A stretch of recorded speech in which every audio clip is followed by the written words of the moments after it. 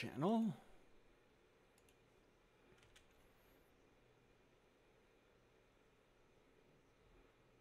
Oh man, I'm at 396 followers. Damn. Damn, son. That ain't bad.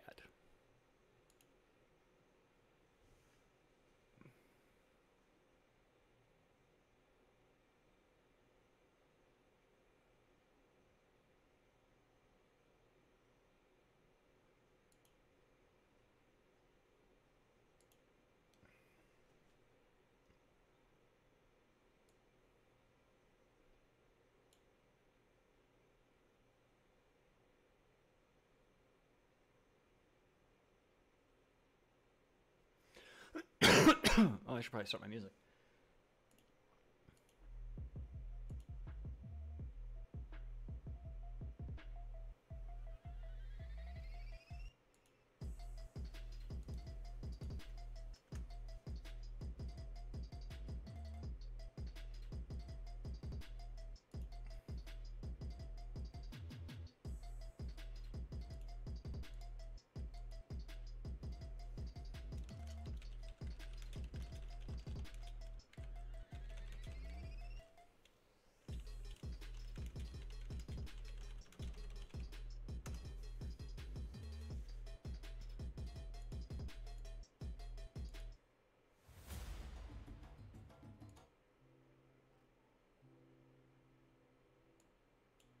All right. Oh, we have an ad starting here in about 20 seconds. Oh, I got a bunch of viewers already.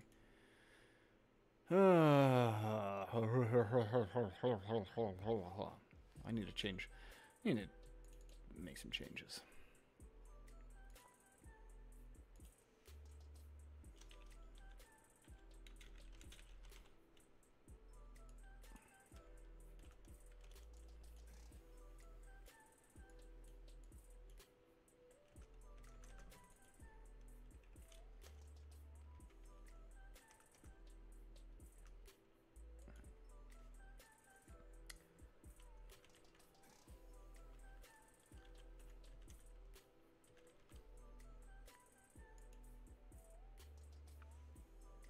There. Updated the bit goal.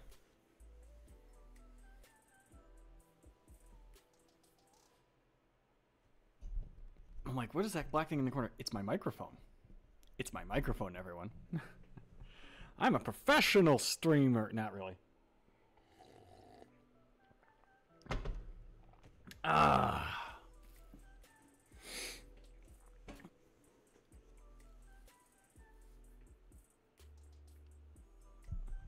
So what? I'm waiting for that 8 seconds for that ad warning to stop.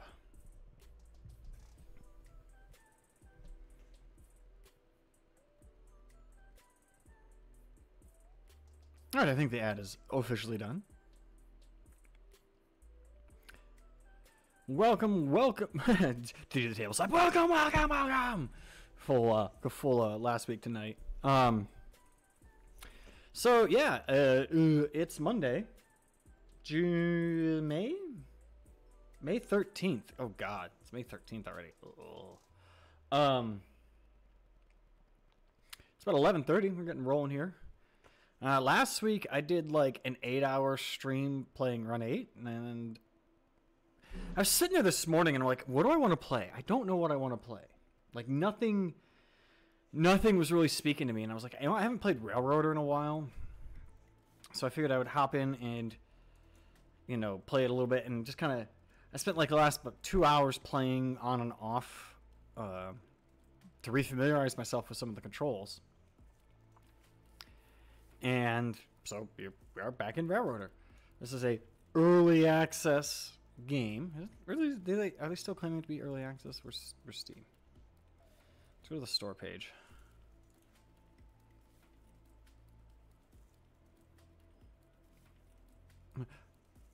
Recent reviews, very positive.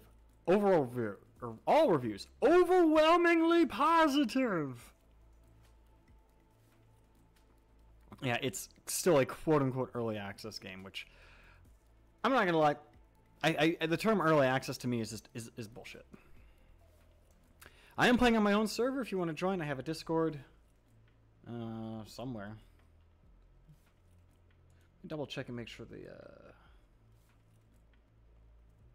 yeah, everyone should be able to see this channel. And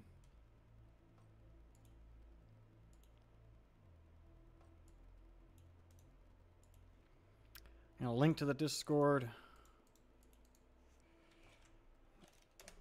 right there.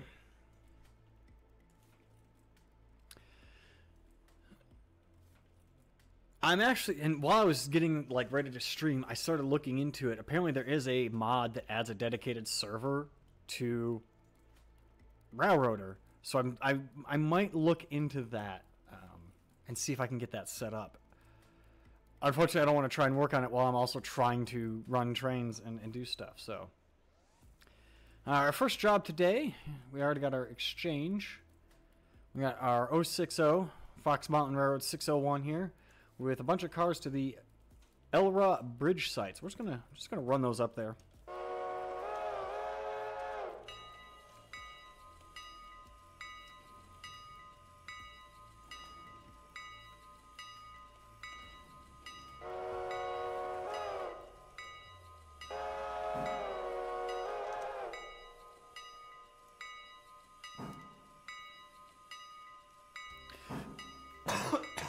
Ugh.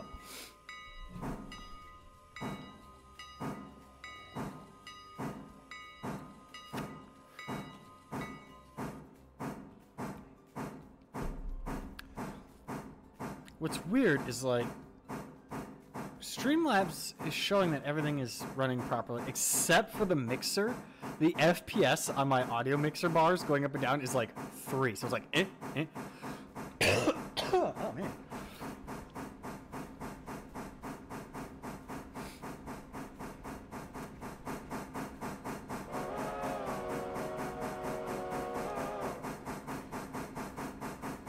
Oh, now it's stabilized. I feel like I got something stuck in the back of my throat. It's like I just drank. It's not it.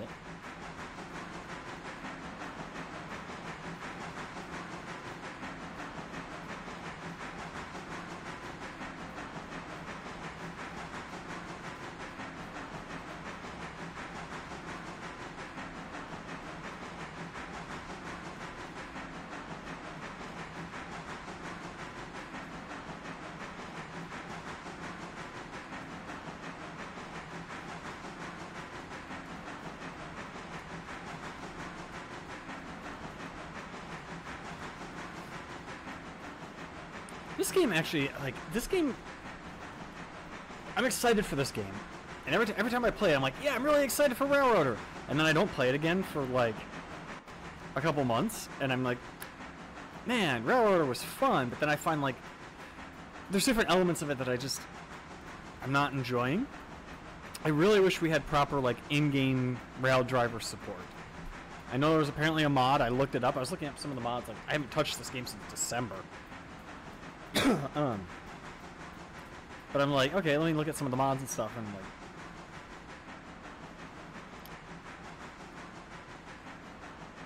I'm like, okay, whoop, now I should probably just do that. Close that. Let's see, Railroader.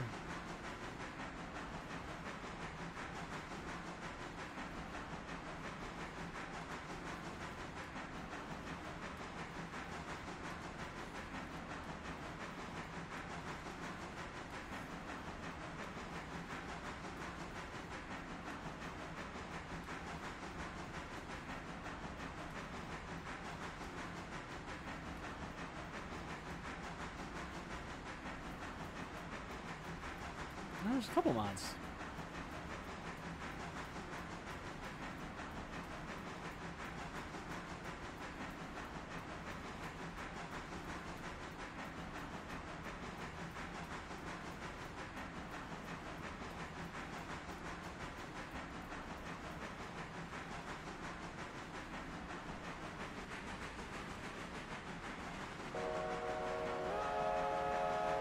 So yeah, these cars are going up to the bridge site.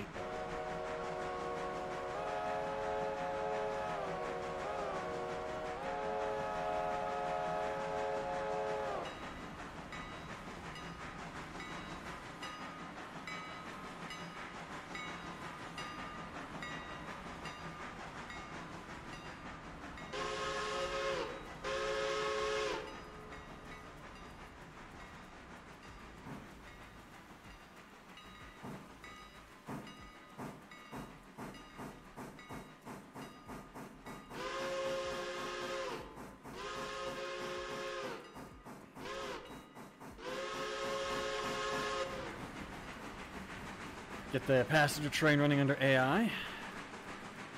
Normally this locomotive is the yard job for Whittier Yard, but I like 060s, so I'm going to keep running it as my main locomotive for this job.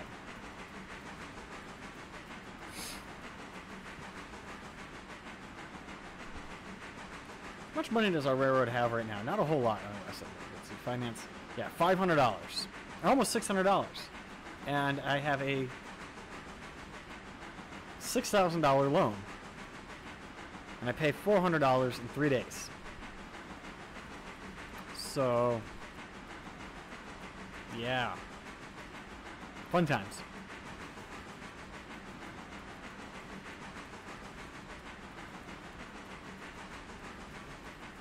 Make sure to stay here and reset this switch when the train comes, so the I train can get through.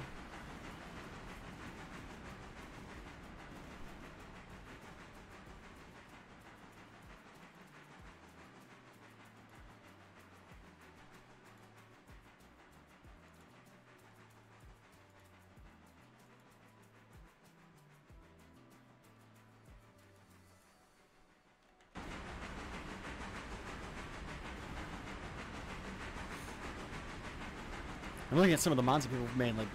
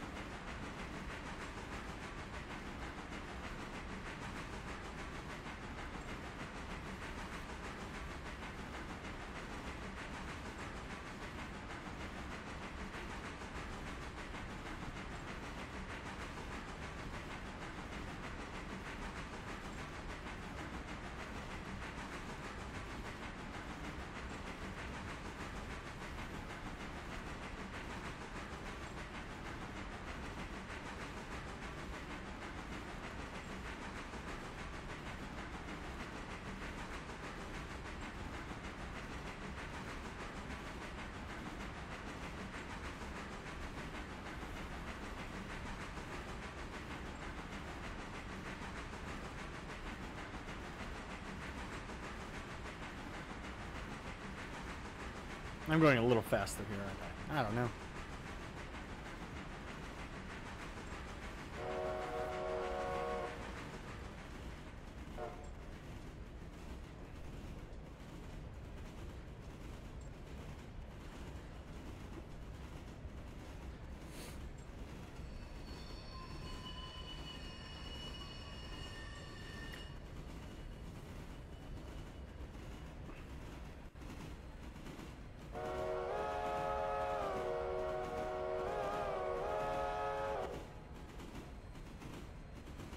The sound in this game is actually great. I love that the whistle is quillable, even just by hitting H. Like, you hit that and then you hit Shift, and it goes like one notch higher. But then you can also just you can look at the whistle and go.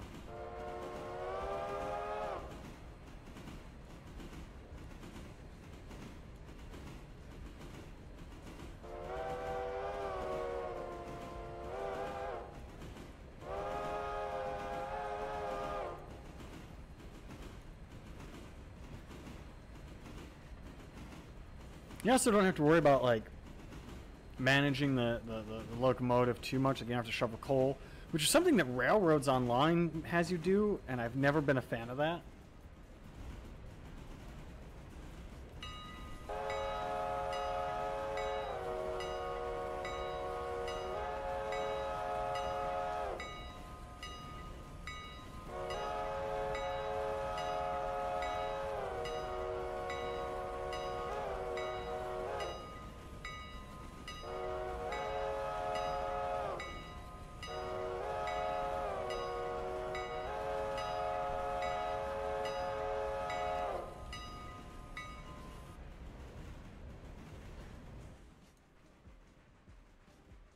And we'll go ahead and bring it to a stop right about here.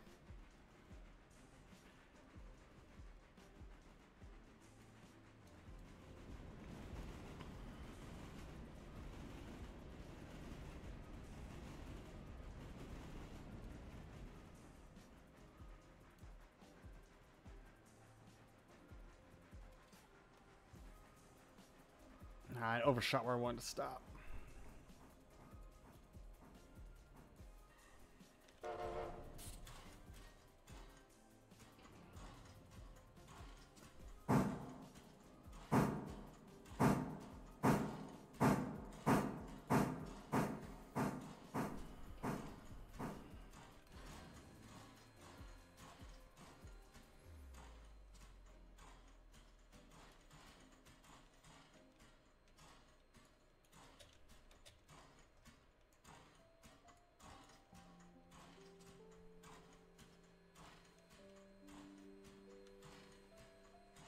As I closed both angle cocks. With both closed. Did I open the coupler?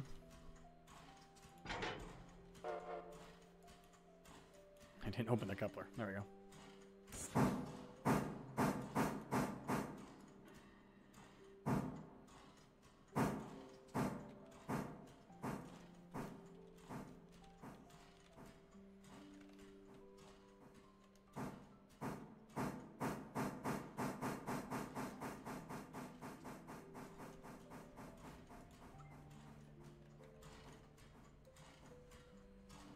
Basically, we got to do a little run around here, get the other side of this cut, to push it up to the bridge site.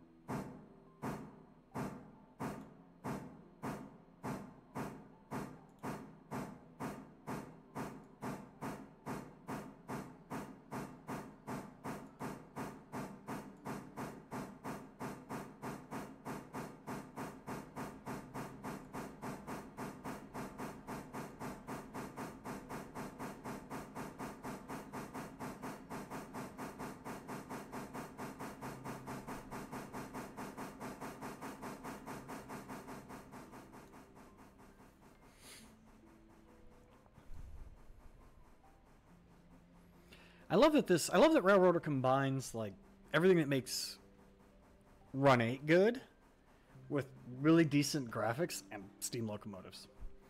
Although the Berkshire model could the particular Berkshire that they have in here, where is it? It's a B65, and I would love to see an N1 S1 Berkshire.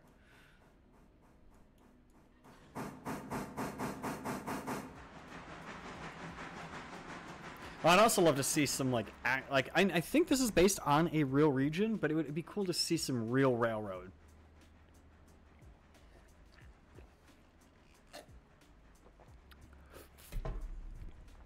Let's see, let's check the map. All right, passenger train is coming up to the station, but I got some time to do my move here. I would love it if we eventually got route building tools and I could make, because you know, if I given the opportunity to, I would absolutely make the Holly subdivision, or not the Holly, the Saginaw subdivision in Railroader.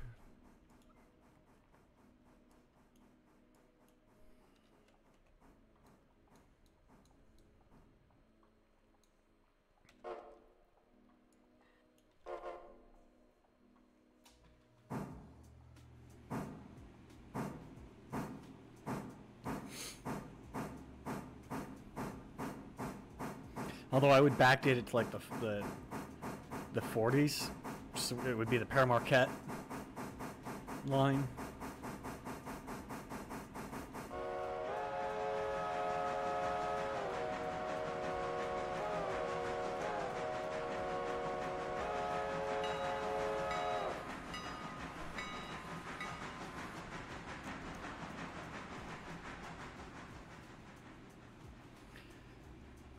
I do love just giving it a burst of power and then letting it coast like that.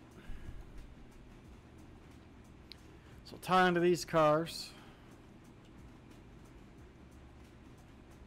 Speed down to about 10 miles an hour. About 15, 13, 12. There we go. And then brakes back on. Let it come in nice and gentle. Nice and gentle. Oh, it was a little rough, but...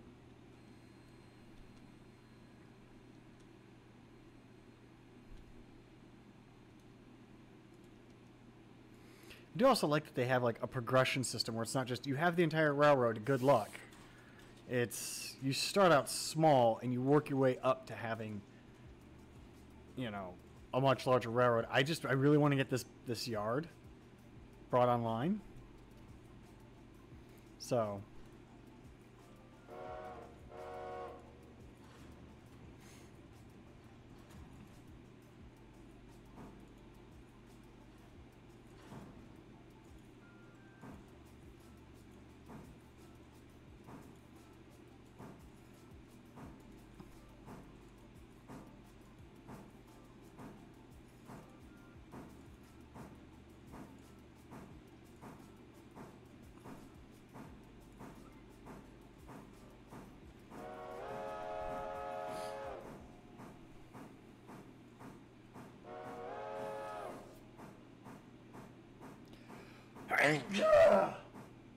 ugh. My allergies been kicking my ass the last couple days. Last like 2 weeks. Like last 2 or 3 weeks, something like that. It's actually gotten better. So like there was a point where it's like I would wake up, I would take 2 allergy pills, I would go to work, I would come home from work, take 2 more allergy pills, play video games, do whatever, get ready to go to bed, take a 5th allergy pill, go to bed, and then I would wake up in the morning with like my eyeballs like just burning and dripping. Now it's just I periodically sneeze.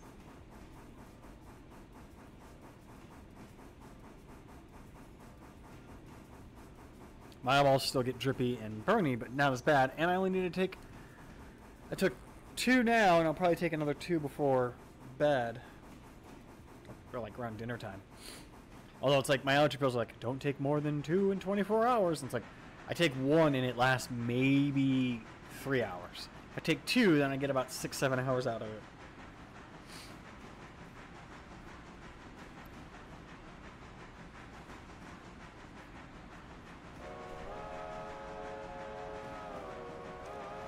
Love that they had animated wind on the trees, so the trees actually blow and move. Like it makes the game world feel more alive.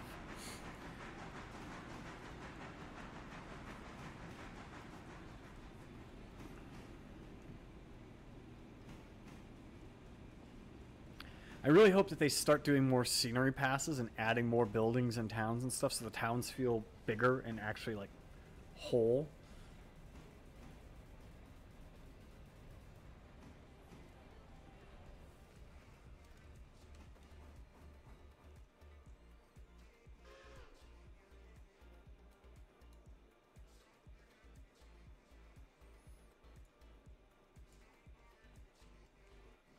I have 1 car for Elra Farm Supply. I should have left that back in the yard, but since we're here,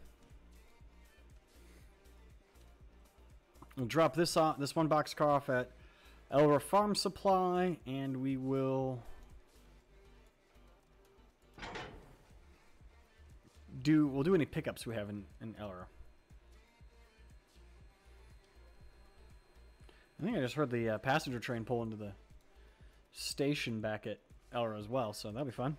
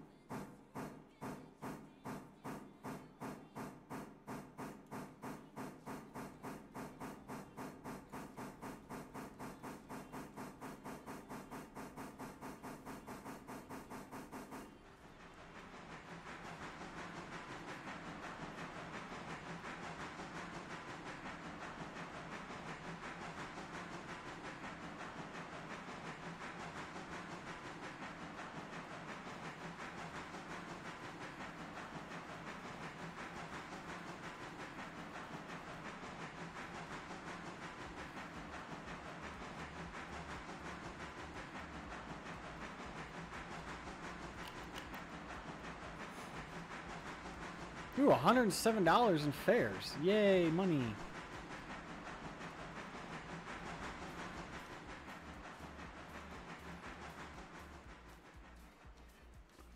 Yeah, these cars are... Well, one of them isn't ready to be picked up. We'll see. Maybe if I tie onto this one, it'll update. Because sometimes they don't update.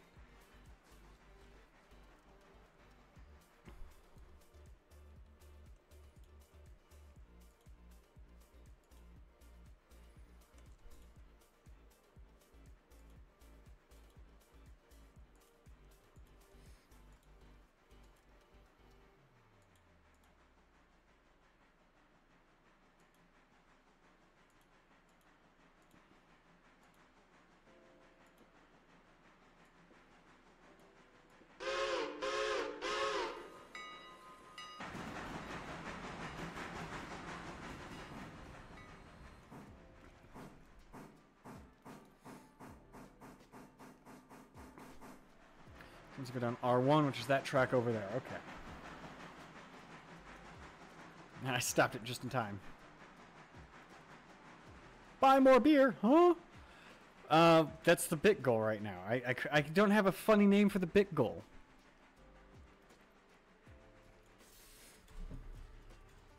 And I'm also out of beer in my fridge.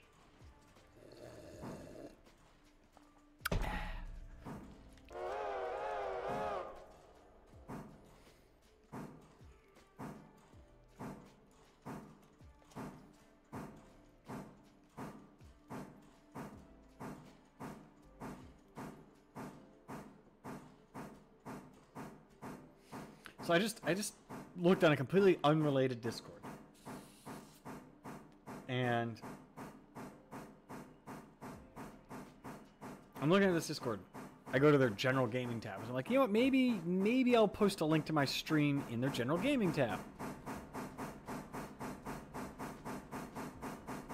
And the first thing I see in their chat is someone basically saying, hey, if you're developing a game for this particular console that I have, you better release it right now because Nintendo's about to announce their new console. Or you are totally fucked. And it's like somebody who doesn't know anything about game development telling other people who are making games how to make games. Which I know is kind of ironic because I don't have a history of video game development, but I have a very good understanding of it. But I'm always like kind of shitting on the Run 8 devs for some of their practices.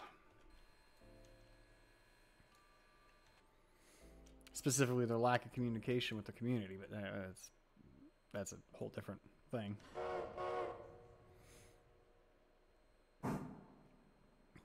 Alright, so we're gonna go...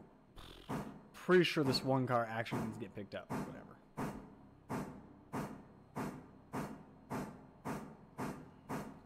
Well, the thing is, like, I looked into, like, what it takes to actually make a video game. And I have friends who are video game developers. And I talked to them about some of the stuff. And a lot of stuff that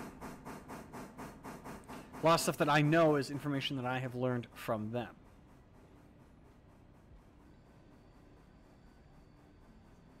Yeah, I was saying a minute ago, I would love to see this town, like this area more fleshed out, more town-ish. Oh, how close did we get? Oh, no, I just realized this is a Grand Trunk car. Barely touching it.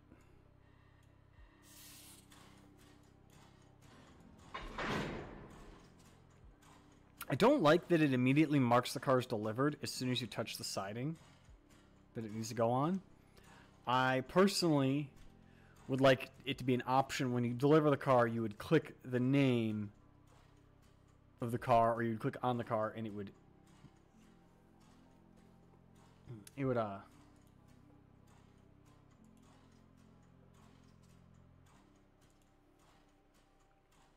you'd mark it as delivered, like you'd manually do it, because I just got paid and now I have to move this car because I have to get this car.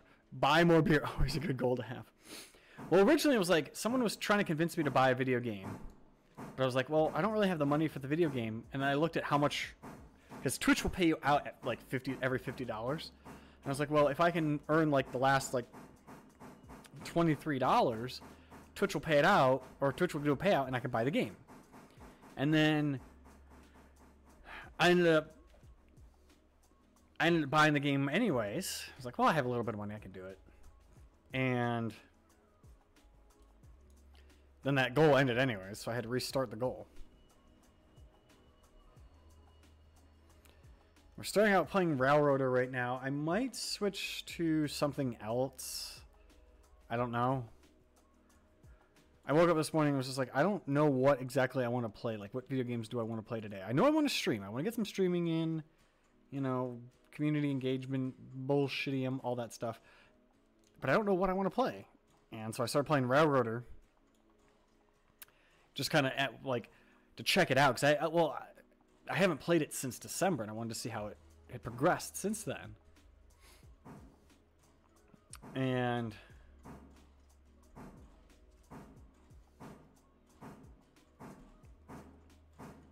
I kind of just am still playing it.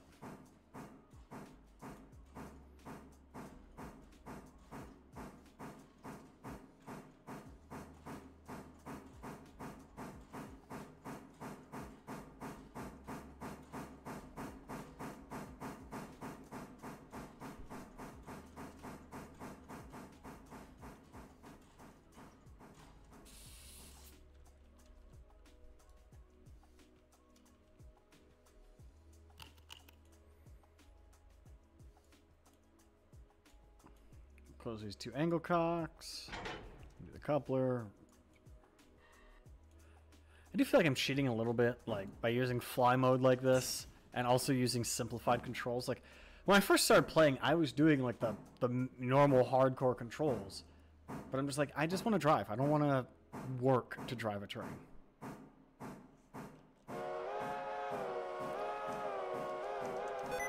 Whoop.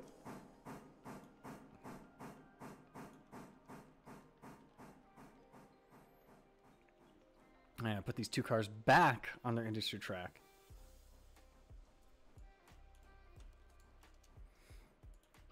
There was actually part of me, and this is, oh, where's the guy's name? He joined the Discord. It was Dan, who's in chat last week. We were talking about how I've driven my model trains, like okay. Very few people live stream building model trains, at least what I've seen. And I have done that in the past, and I've even set it up where you guys watching the stream can drive my model trains. And I was sitting there this morning thinking about how would I was sitting there yesterday thinking about how I would get that set up, because I kind of want to try it again.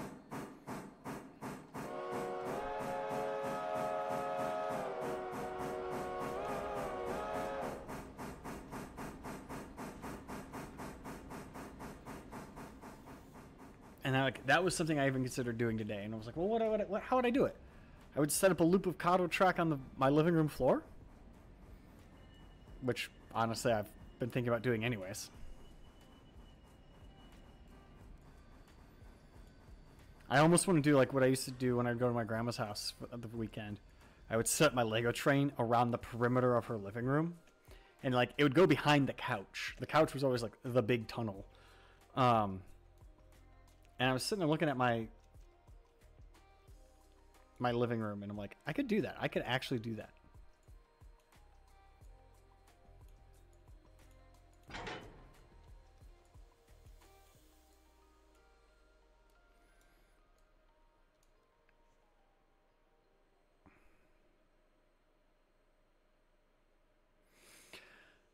So let's see.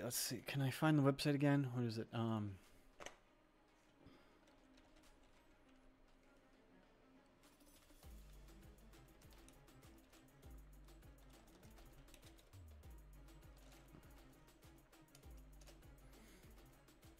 Here we go. So there's this website that I frequent periodically. That they build, and here's the thing, I can do this because I'm not capturing just the game. There's this website called Allen Models, specifically Allen Models of Nevada. The guy lives up in Reno. He builds these are 7.5 inch gauge locomotives, right? That's a live steam locomotive that guy's driving. He's actually throwing, I think this one's propane. Yeah, it's propane. There's a fire burning, boiling water. It's running just like an actual steam engine would. And he has all these different locomotives that you can get. And there's this one right here, this little 040. I would love to build this. But like, and he sells them as kits. So what you do is you buy the drawings. You either buy just the locomotive or the entire drawing set with everything.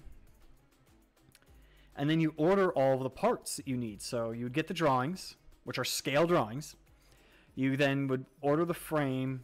You would order all these different parts. And you would order them as kits. So you'd get all the parts for the frame, build the frame. Then you'd get section 1, build all of section 1, then section 2. You would do all of these, and it has everything on here except for the boiler. The boiler's the only thing that they don't have. But just the frame is like $500. And I think this section is like another like $300. Because it's you need all of this stuff, and it tells you how many you need. But like add all the like, well, no, this is part of the frame, so you'd have to buy this too. So yeah, it's quite a lot. But then I thought about it. I was like, here's what I could do. I could buy the complete drawing set, right? I could buy the complete drawing set, throw this into Fusion 360, CAD it up off of this drawing set, and 3D print a 7.5 inch gauge. It would all be PLA version of this locomotive. It would have almost no weight to it, so it wouldn't be able to pull anything. But I'm like, oh man, that is a really, really dumb idea. And the problem is I don't have a big enough... The problems I have is it'd be expensive, because not only would I have to buy the $180 drawings, I would have to buy a new 3D printer. I have a 3D printer, but I don't think it's big enough to print the parts unless I like CAD'd them up in such a way that they would print small and then lock together with like glue and bolts. So like the frame, which is like 4 feet long, would have to be like 6 pieces. But I'm like, oh man, I could totally do it. I think he even has. It would be big enough you could ride on it. I think he has an 060.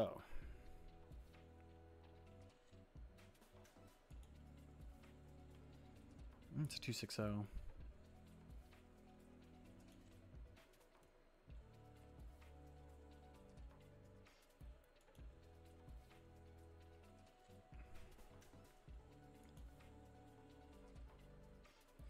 Like, all of his locomotives are, these are all kits that you can buy all this stuff for. Oh, the frame for this one's actually much cheaper. The only thing he doesn't sell is the boiler. But like, I could 3D print almost all of these parts.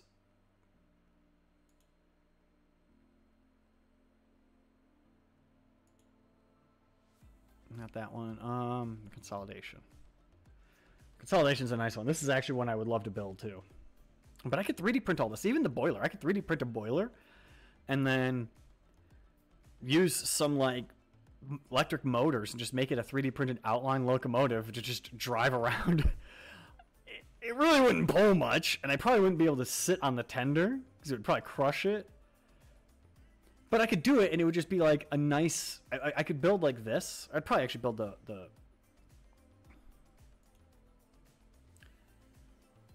I'd probably build like the 040, which is about this size, and just have it like sit in one corner of my room as like an art piece.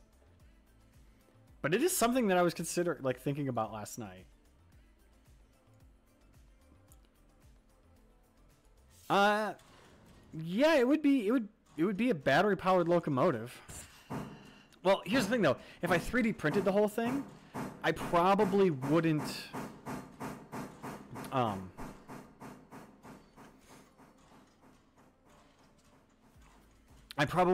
power it. It would just be something that just sits on static display.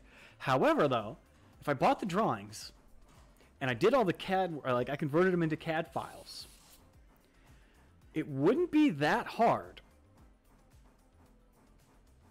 to then take the CAD files and send them to that one company I know called Send Cut Send and have them laser cut me all the parts. So it's like I could do it on my own. I could. It just I think what will happen. Here's what's going to happen. I think, and this is just a hypothetical. If I can figure out a way to live stream building my model train layout and I start putting it back together in my garage, which I still need to figure out how hot it gets in my garage during the day. If I start doing that,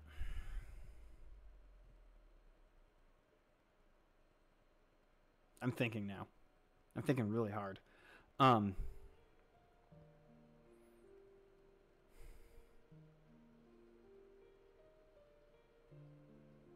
Yeah, because it like there's no air conditioning in there. It's nice in the evening.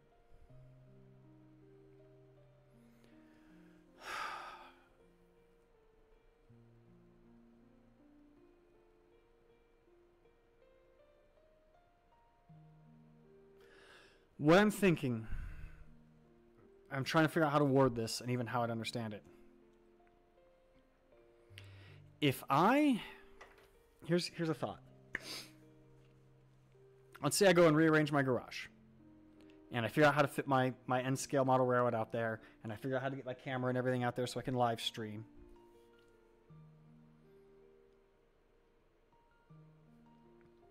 And I do like 2 nights a week working on the layout.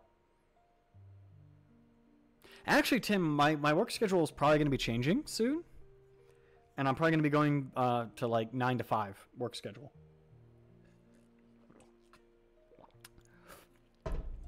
So that means I could come home at 5 o'clock. It's about a 20-minute drive home from work. That'll give me enough time to get home, eat dinner, get set up, and start the stream at like 6:30. Give me an hour to kind of unwind. But if I do that and it takes off, like there's enough people who are interested in it and enough people, throwing bits my way, I could make a bit goal be buy a new 3D printer, buy a larger 3D printer, right? With the eventual goal of, all right, I'm going to 3D print a 7.5-inch gauge locomotive just as a decorative piece. Although that would have to be, if I printed that, it would have to live in my living room. Just because I wouldn't want to leave it in my garage where it's going to get super hot and warpy.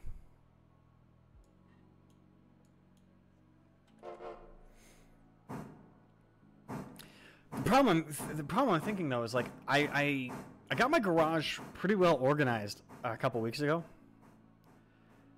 and I'm actually really happy with how my garage is laid out right now. Mostly, I'm like 80% happy with it. If I wanted to put my model train layout, which currently is sitting in my closet, I have an outside closet on my patio. If I wanted to put that in my garage,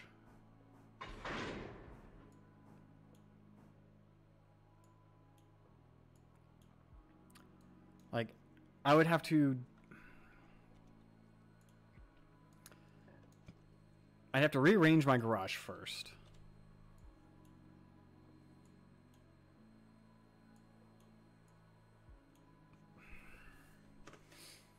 I would still have to rebuild, like, one portion of the layout, too.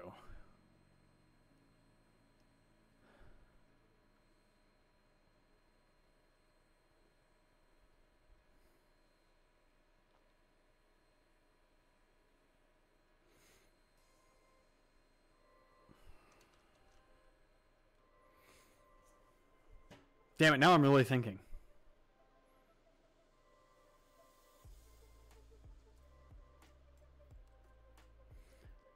And Dan, who is over on the Discord, he was in here last week.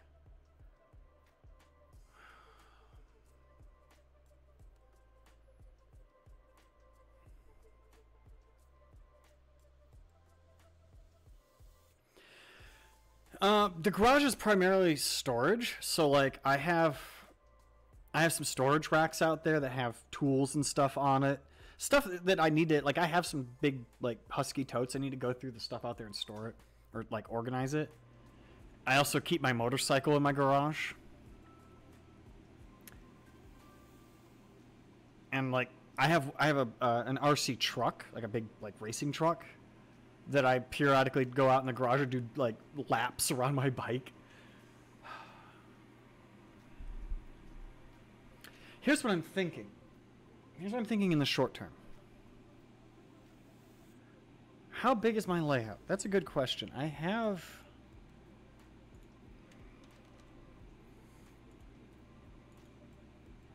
don't remember exactly the dimensions of it.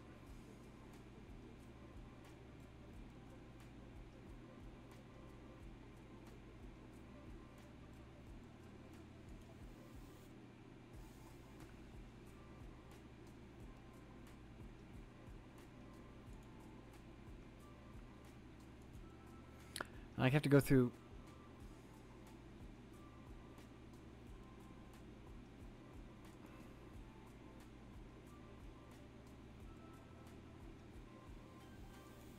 I have it deactivated, so I can't even view it. I don't have the dimensions. That's the problem here in Vegas. Is like most houses aren't big enough to put a model train layout in. Because most houses here don't have basements. On the East Coast, so many houses have basements that people can build a model railroad in their basement. Hell, I went to a model railroad, and I don't know if this guy's still alive or not. But he bought his own property and built his own house. And the way he did his basement, when he like did the architecture and the engineering for his house, is he did trusses across the basement. So his house, which is like, I think it's like 9,000 square foot house. It's this big rectangle. In fact, I wonder. I know where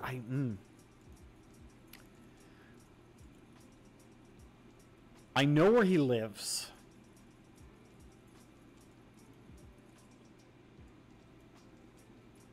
Well, at least I knew where he lives. I don't know if he still lives. I don't know exactly.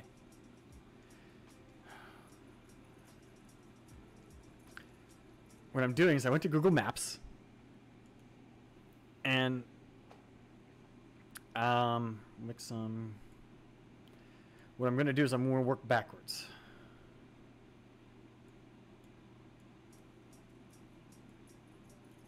That's not what I clicked. I don't know why I just decided to highlight that, but okay. So if I were going to his house, I would leave. I grew up in this neighborhood here.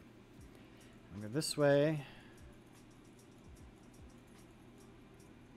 And I'll turn there.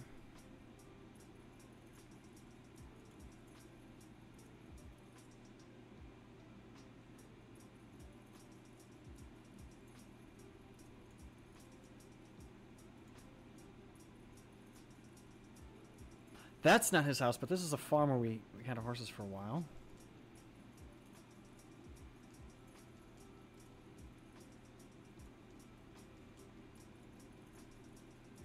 I want to say it was somewhere in this area. Because I remember being very close to the Model Railroad Club that I was part of. But it was like a house like this size, and like that's a fairly sizable house, right?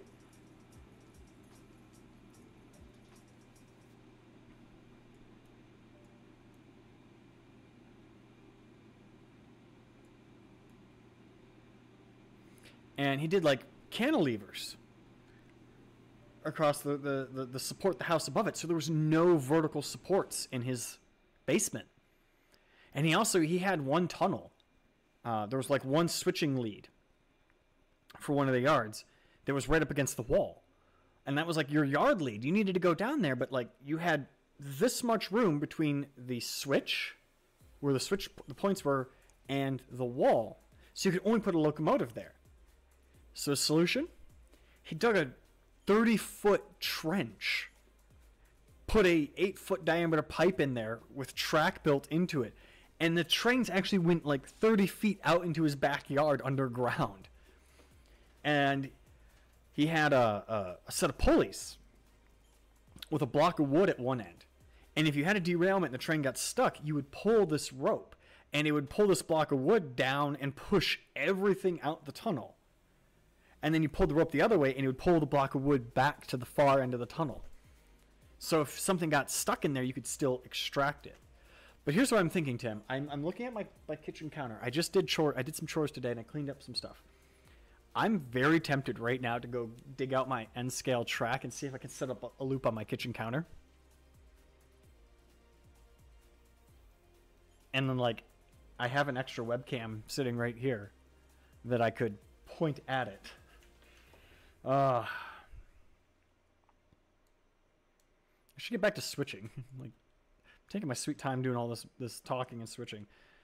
I grew up building model trains, and I got out of it for a while because I just got into like other hobbies and sports. And then when I moved here to Vegas, I started building another model railroad, but it didn't survive being moved like 4 times. And I started to build another one that I intentionally made small enough that I could take apart and transport. It does fit in the back of my car, barely.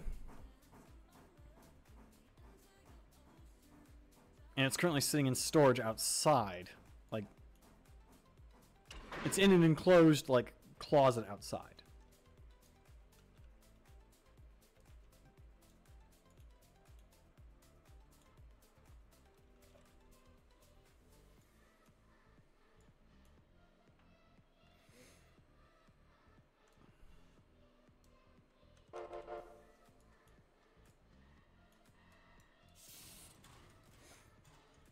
Maybe that's what I'll do. I'll stream for a little bit, and closer to time, closer to like 4 o'clock, when I want to call it quits for streaming, I'll dig out my model train stuff and see if I can't set something up. Because I get that itch every so often where I want to build something, and I want to build model trains. It's expensive, and rent is expensive, and food is expensive, and I need food and rent more than I need model trains.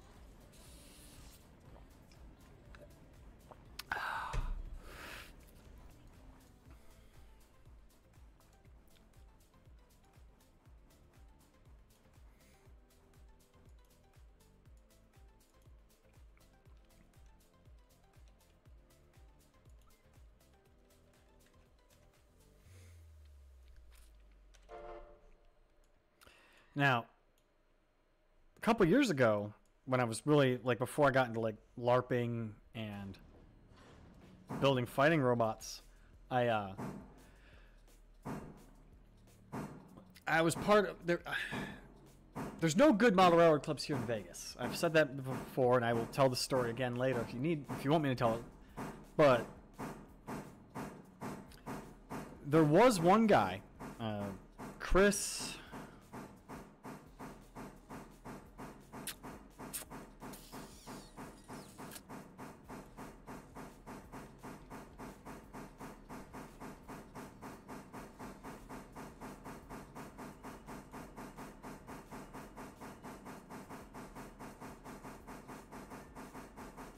I'm trying to remember his last name.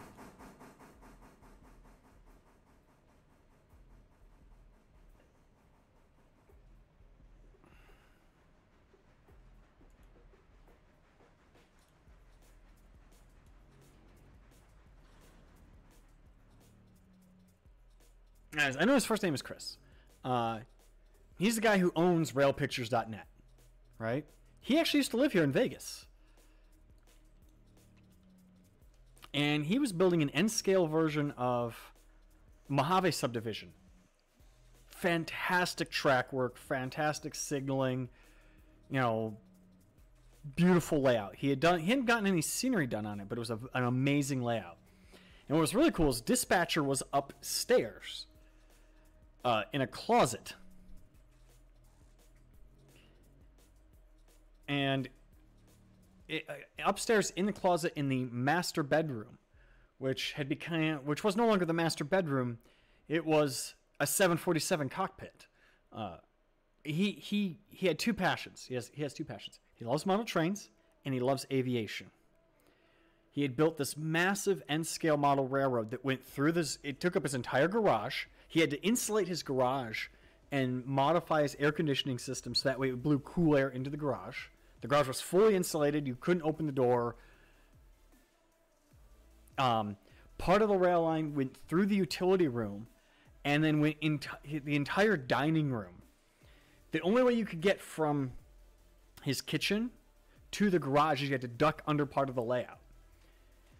It went through one of the bathrooms, and it wasn't just like it went through and it was enclosed. He had like, it looked like a fireplace mantle in the bathroom, and that was where there was train track, and it went through the train track. It went through there, and he had the entrances to the tunnel that went in there. He had a little S curve before them, so you would be in the bathroom. You could not see out of those tunnels, and nobody could see in, so you still had a level of privacy. And then, you know, to do a loop around his layout took like an hour. But he also loved flight simming, so he had built a full 747 cockpit flight simulator. In fact, I'm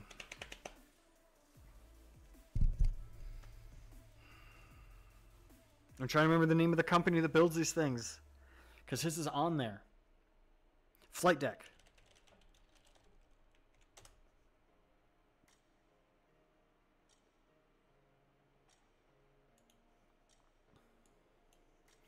So this website here, Flight Deck Solutions.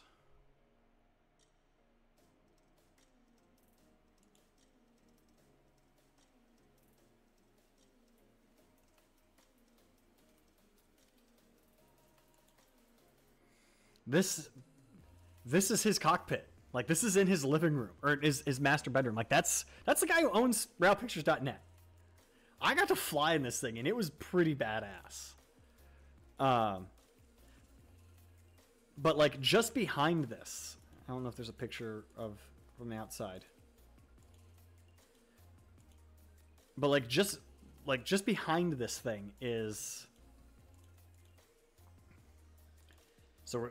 is a small closet where his dispatching panel was for his model railroad. Yeah, I got to fly in it, and it was interesting because it doesn't move. It has no motion. Well, I'm standing there. I'm standing on the floor part. Someone goes to take off. The whole room is vibrating from the subwoofer. And I'm looking out the window, and I see the plane pitch up to take off and start to climb out, right? And as I'm looking around, there's another window that's like, there's the cockpit windows, and then there's the bedroom window. The bedroom window had one blind partially open, and I could see out that window, and I could see the house outside not moving. So in one field of view, I have my horizon is going down, and I'm subconsciously like holding on to the plane because I'm thinking I need to lean back. And then I look and I see the house out, like I see the horizon doing this in one eye, and I see the horizon doing this in the other eye. Or no, it was going like this because we were pitching up. And I got really disoriented and actually got dizzy, and I was like, whoo!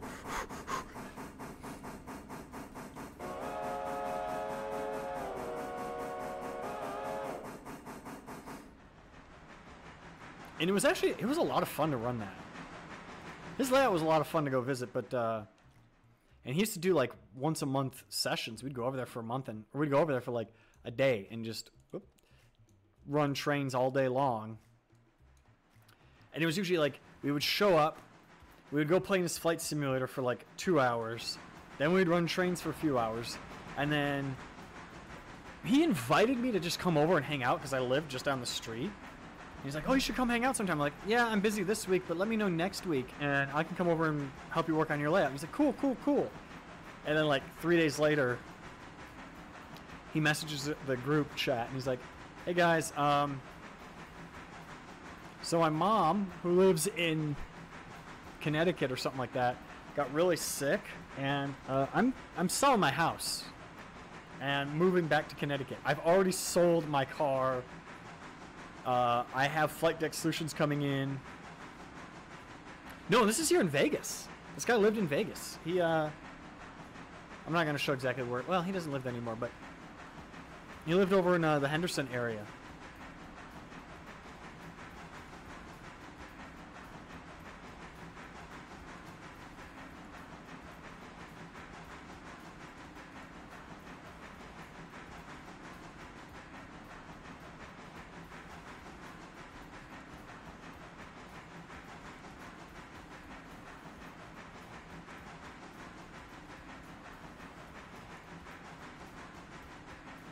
Like,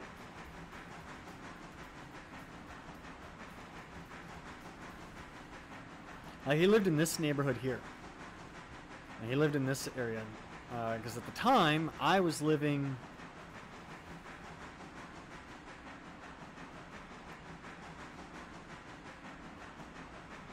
Where was I living at that time? I was living somewhere over...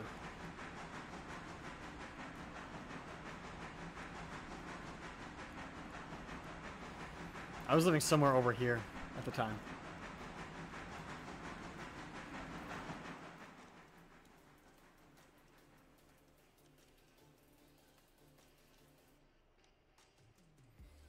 And then I actually moved across the street from him. Like, not across the street, but like 2-3 blocks from his house. And I moved in there right around the time he was moving back to like Connecticut or whatever.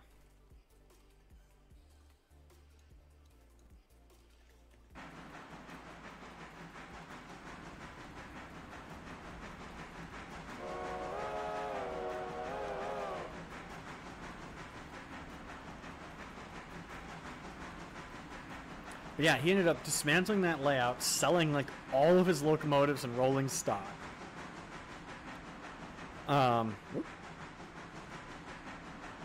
Selling his car. I think the only thing he shipped back to Connecticut or wherever, or New Jersey or wherever it was he moved to, was his flight simulator. And then he disappeared off of Facebook. Oh, we got an ad break starting here shortly, so I'm just going to keep quiet for a few minutes.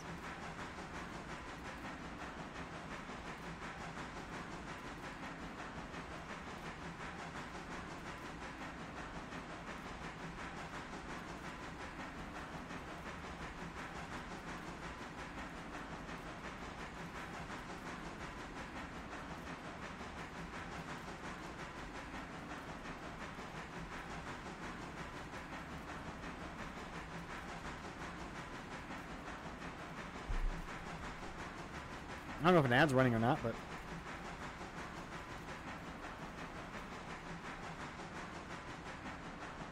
Oh, it just ran an ad. Okay.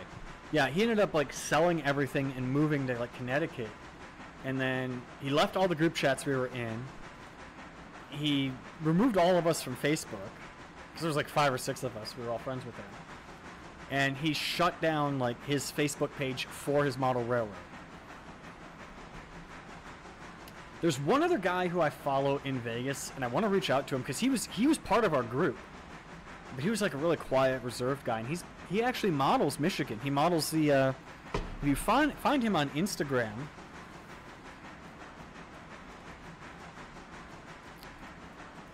you can actually find him on Instagram.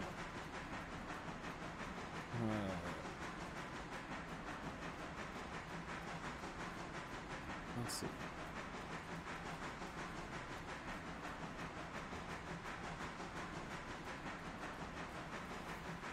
Yeah, he lives here in Vegas. He lives somewhere in Henderson. Where, I don't know. But this guy models the DT&I as if it continued to operate in the modern day. And like these are like some of his fleet and stuff. He has a really cool layout, and I would love to go and operate on it. But like this is just in one room of his house. I should actually reach out to him and be like, yo, I also live in Vegas. We met at X guy's layout. Do you ever do op sessions? I should message him that.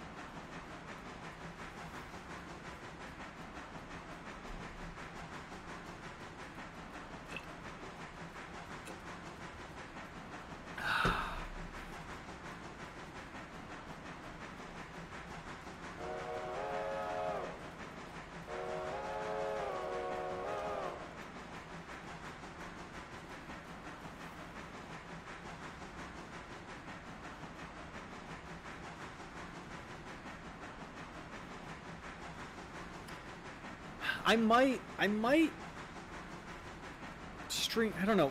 I'm either I'm gonna keep streaming playing this, or I'm gonna stream something else. I at least want to stream for like another hour or two.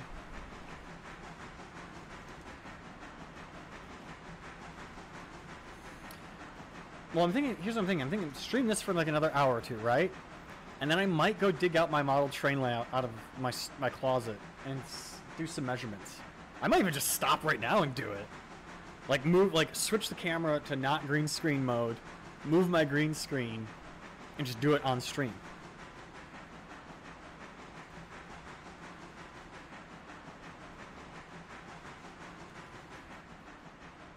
I keep forgetting this isn't Run 8.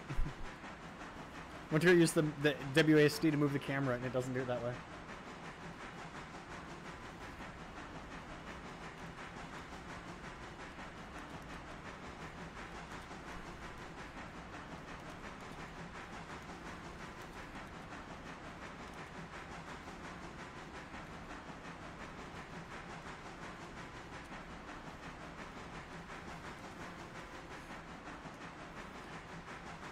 The only thing is, I would need to, if I were to set up my model train layout in the garage, I would need to make one module for it, because originally it was kind of a U shape. It was like two straight pieces with like a 45-degree bend.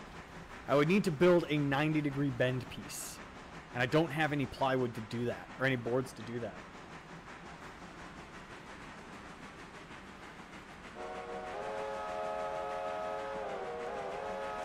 I don't have any mods for this game installed. In fact, I was just looking through the list of all the mods and like...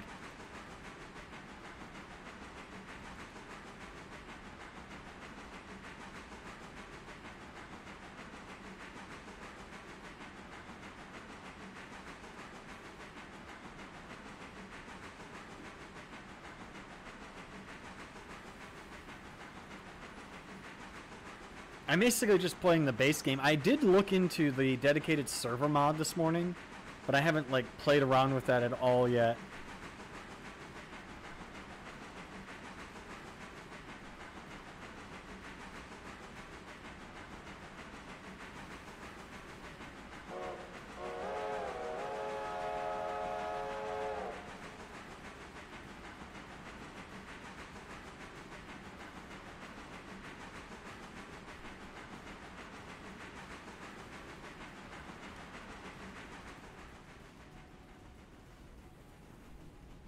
I haven't done the log run yet. I hate... That's the one job I don't like doing. I don't like doing the lumber mill stuff. Like taking these cars up to the logging camps. If anyone else wants to jump in, this is a multiplayer server. It is open to anybody.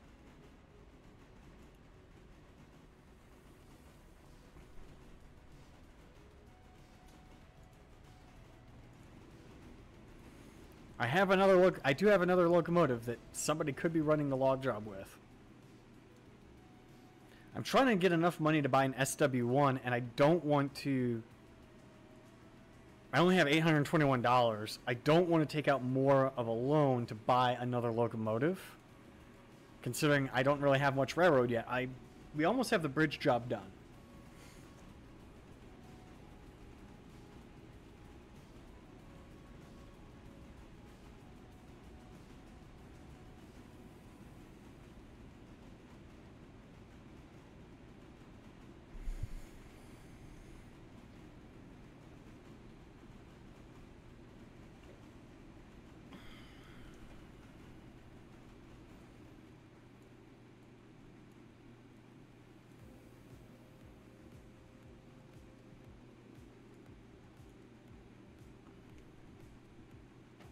Here's what I'm going to do. I'm going to uncouple this locomotive from these cars. Hey, I got paid for delivering these cars here. Money, money, money. Money. I can't sing.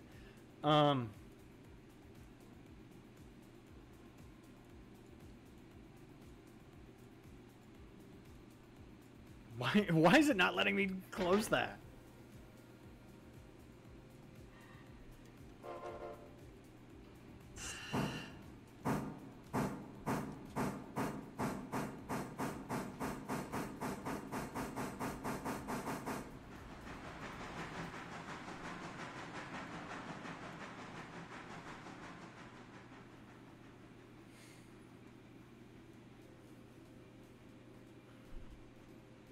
All right, and that should be far enough.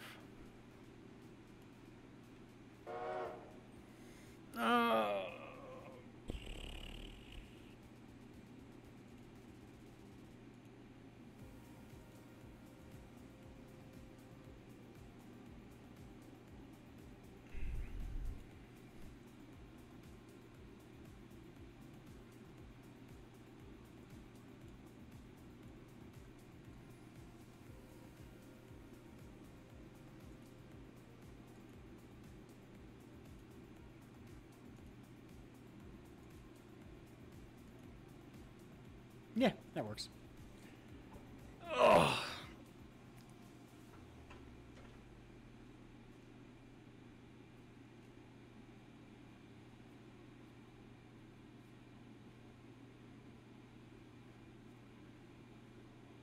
I'm going to see about pulling those modules in for the layout and just taking some measurements of them.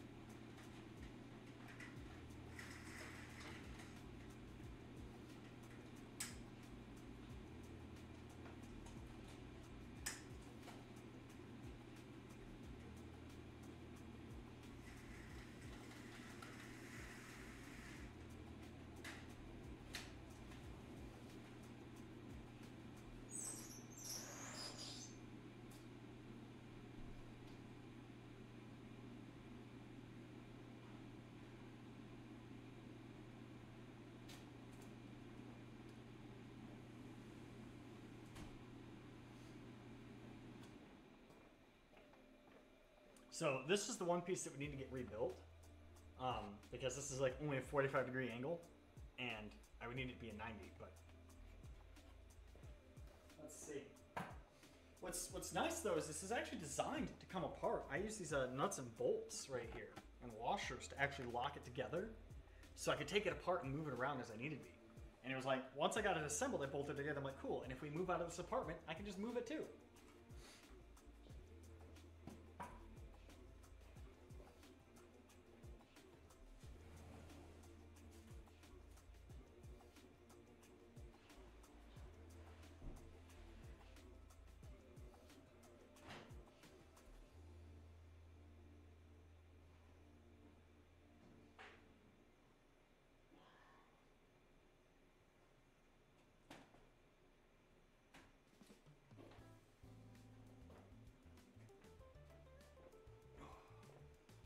This, close the door.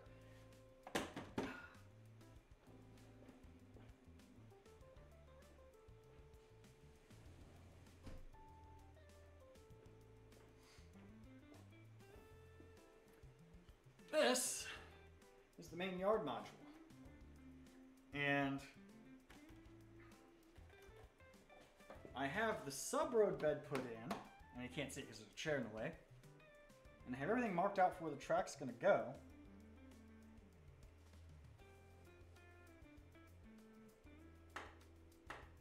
I just don't have any track on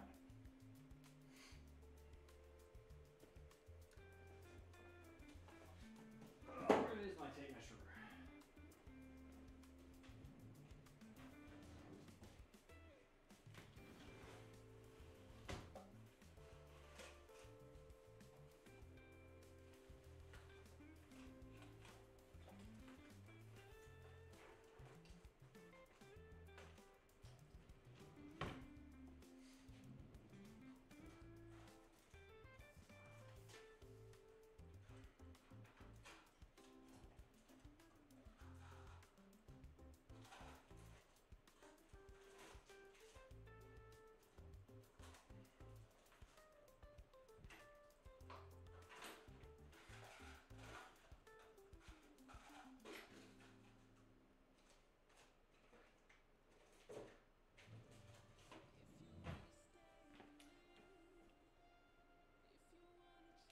Well, we'll see, Parker. We'll see.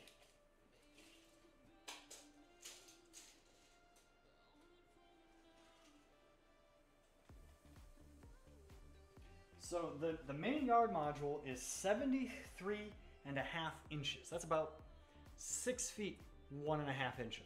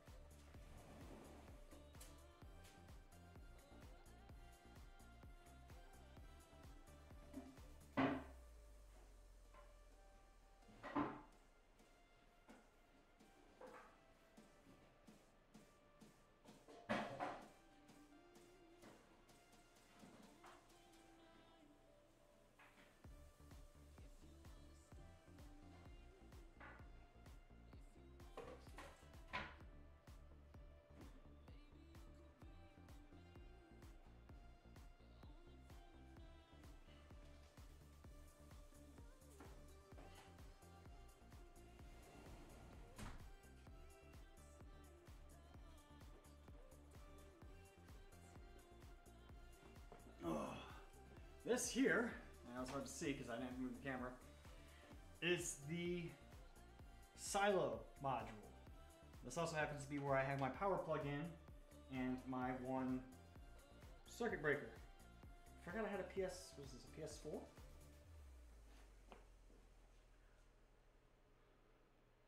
No, it's a PSX.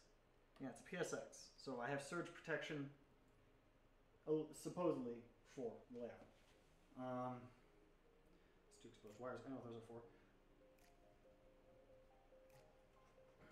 It's missing that part, but I know where that's at.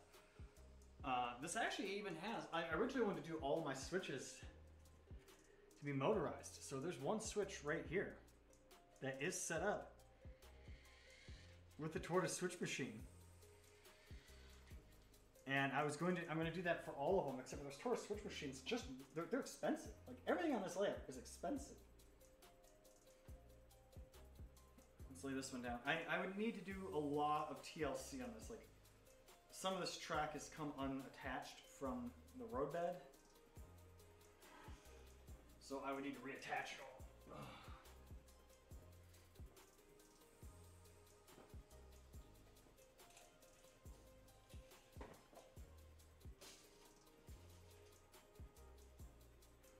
That module is 55.5 inches long.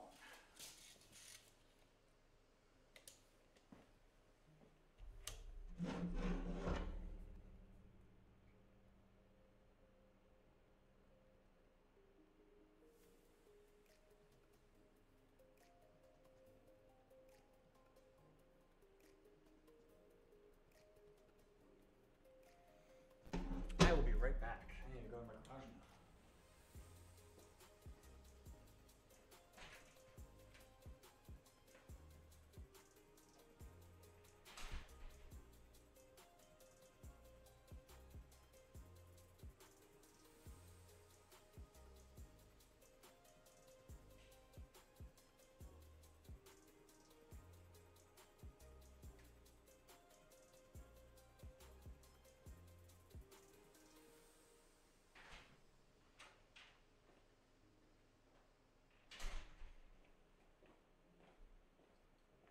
I'm floating two ideas right now. Bar with me. If you have comments, questions, I'm still paying attention to chat, but I'm floating some ideas because this is idea day.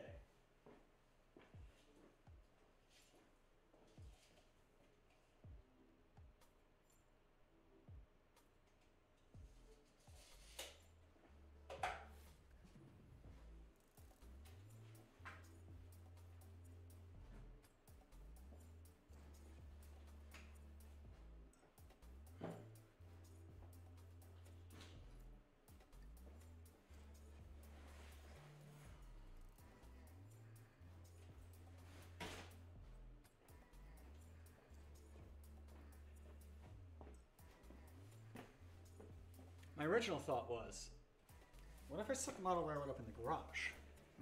But my concern is like it's hot in the garage.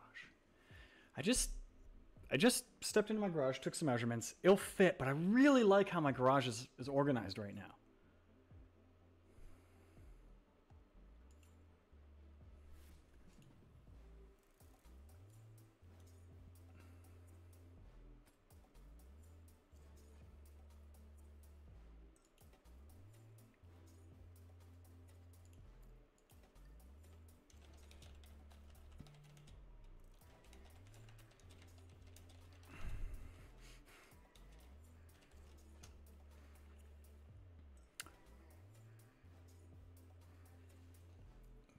Let me find a wire.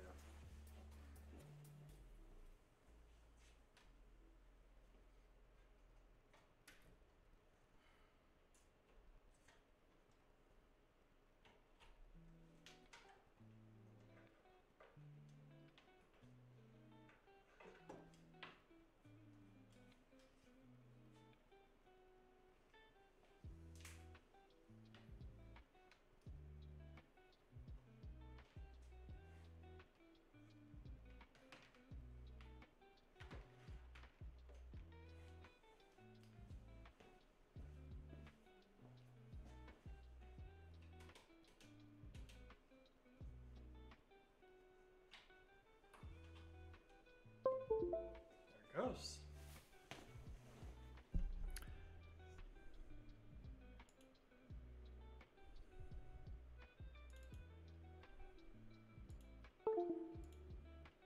Nope.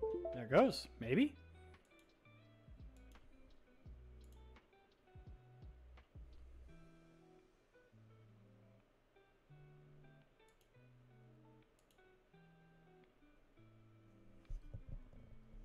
Nope, that's not going to work. All right.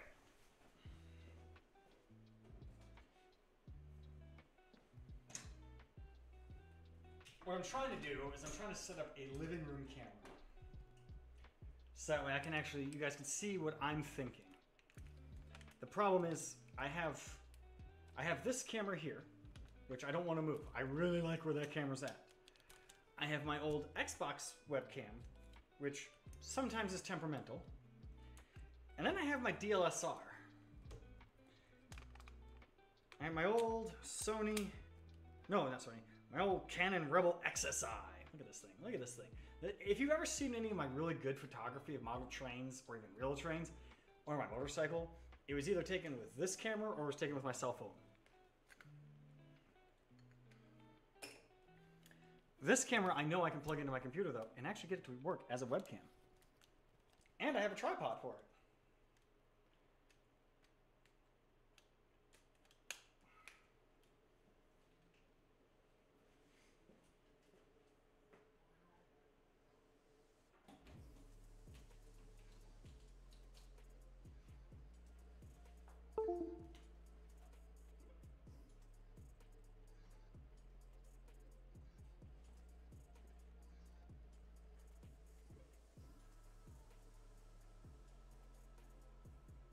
It's just a matter of finding all the right cables.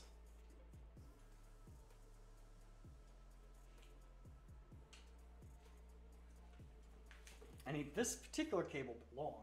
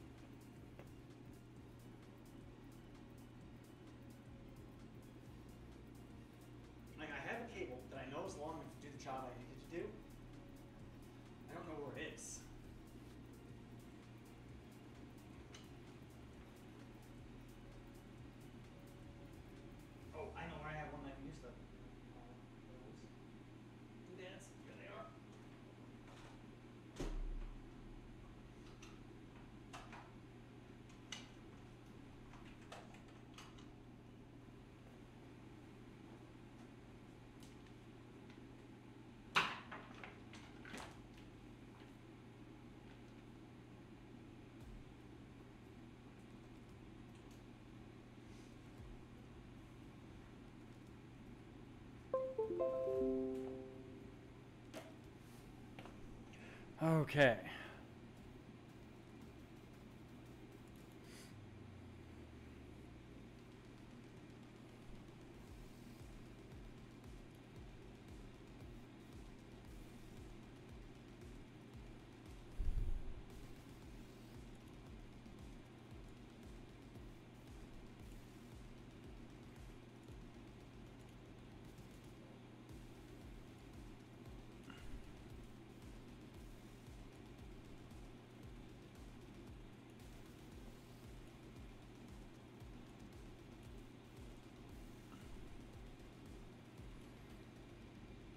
It's out of focus, and it has weird pixelation. I wonder.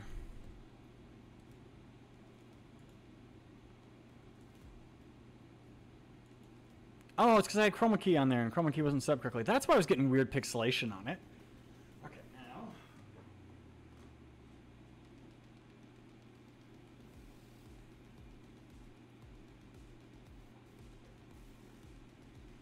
Hey, it's in focus. I have another camera. Yay! All right, now I can start moving things by hand.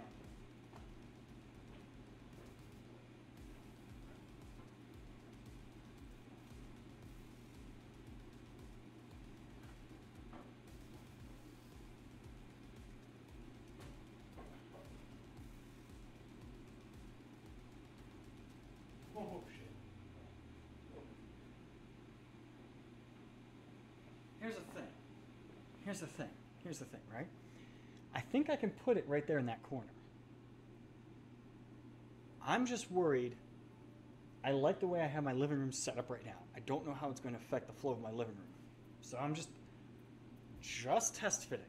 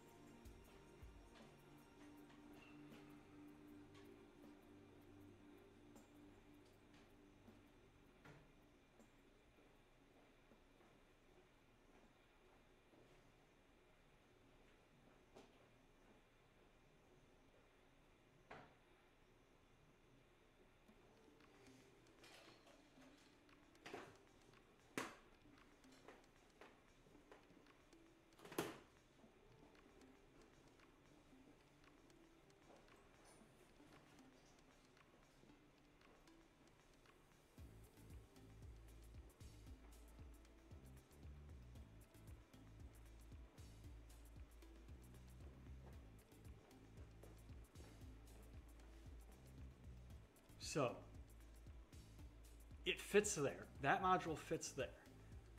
That table that's right there in front of that projector screen, that table moves. It's on wheels.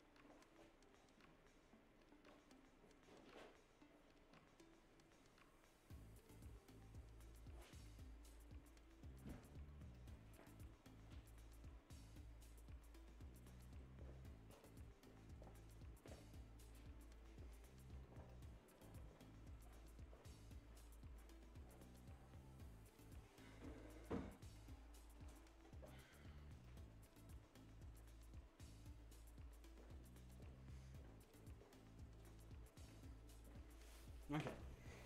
I'm not sure.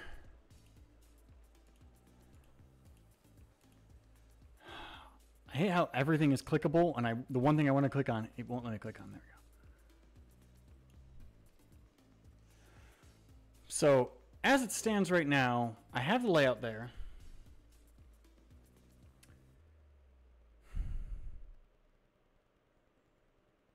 I would have to, that one corner module, I would have to rebuild.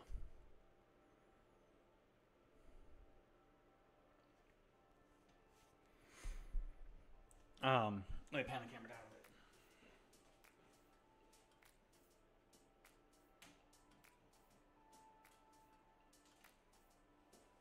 This is kind of just a quick and dirty setup for the camera. So I would have to rebuild that corner module.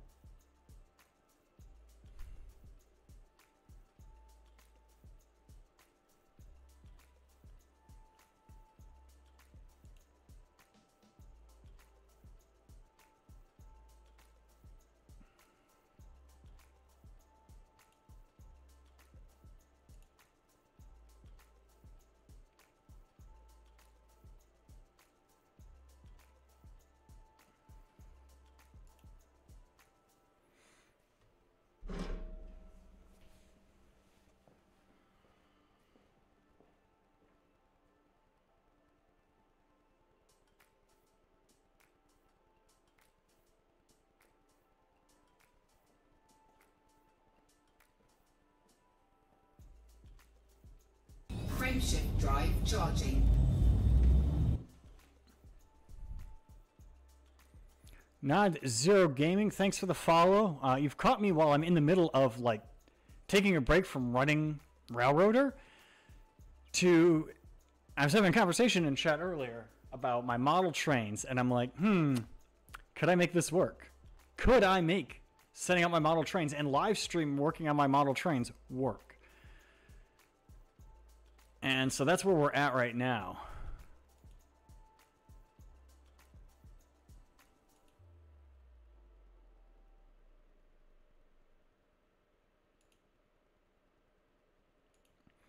So the eventual plan is, if I were to do this, if I were to start putting my model train layout back together, I would set it up, I would at least attempt to set it up so that way you guys watching would be able to, at some level, control the trains.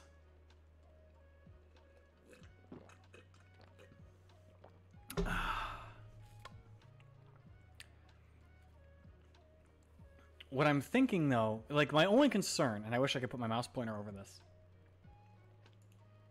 Can I draw on this? No, I can't. Okay. My only concern is like this is the corner, right? Or is the one part by the door. I don't really go through that sliding door that often, so it doesn't bother me that it would be blocked. But like the fact that this module here sticks out, like I could put it all the way at the corner and actually make this corner module even longer. Like build a whole brand new corner module.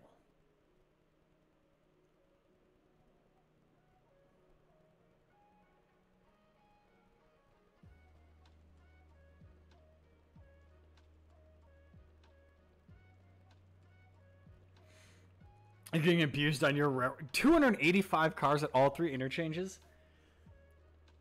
Damn. So I'm still like I picked this up when it came out and I played for a bit in December and then I haven't played since then. But like I haven't finished the bridge to the Elra Bridge site. Like I just delivered the third stage of cars there. If you follow any of my other streams, Nod, I do play Run 8, where I think I have like 900 cars in Barstow to sort through still. But like we were talking about model train stuff, and like I'd started off like going like I want to do this 3D printing project, and I just kind of went down this mental rabbit hole of, man, I really miss building model railroads. Could I do it again and live stream it? And originally I was going to set this layout up in the garage.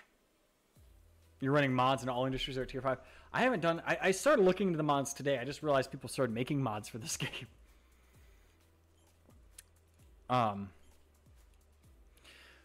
Oh, I'm gonna have to sit on that for a bit. I'm gonna post this in my I picked this picture I just took in my Discord.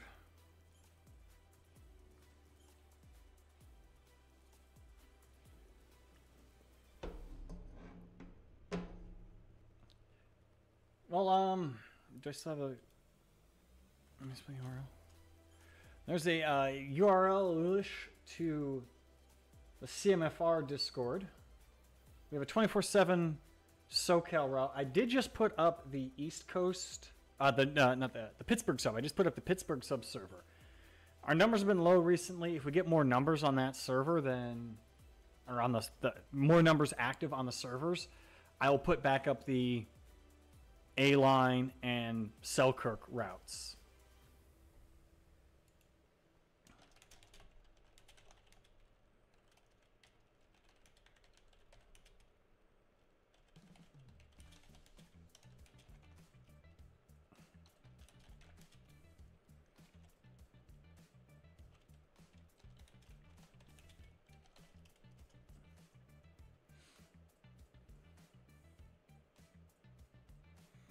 But let me just, since I can do it this way.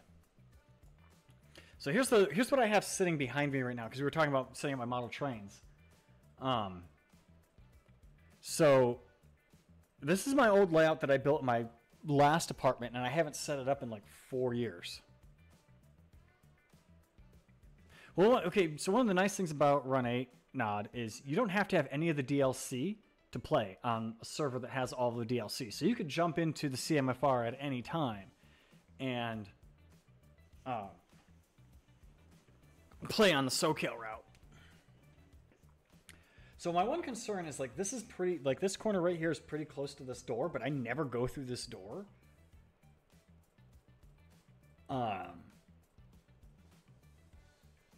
This corner here, if I made this longer so it extended from here, from like where it mounts here to like about here, I could move this down like another 2 feet and have it in line with the corner of my closet.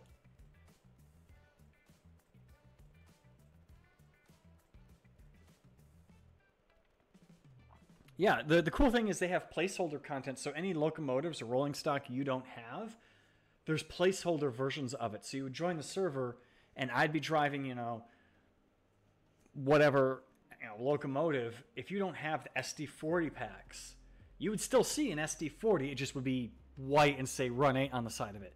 And then any freight cars you don't have, they have a placeholder box car that is the exact length and weight of that car.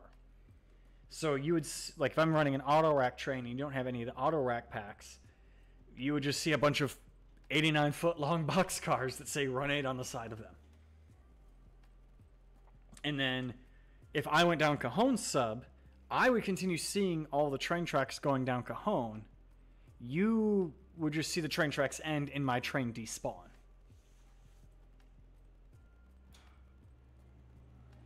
What's kind of nice is the way I built this layout. I built it skinny, so this area we really wouldn't take up much space. I could move this corner here if I made this piece, instead of just a 90-degree bend like this, if I made it like a 90-degree with like a 3-foot extension, I could take this piece and put it all the way at the corner. Let me go get another photo.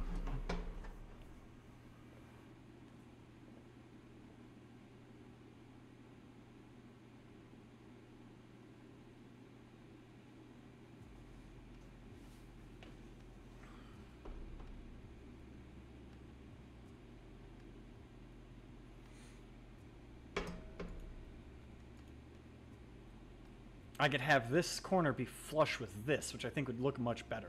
And actually, that's more than 3 feet. That's...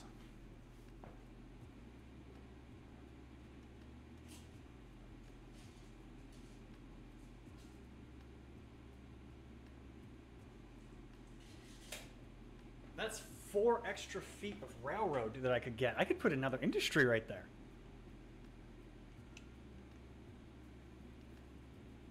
Because I could take these boxes here and they would just be underneath it.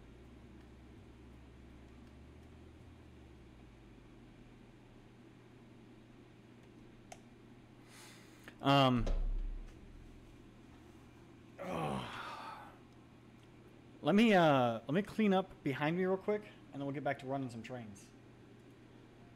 Or something. I don't know. Hold on.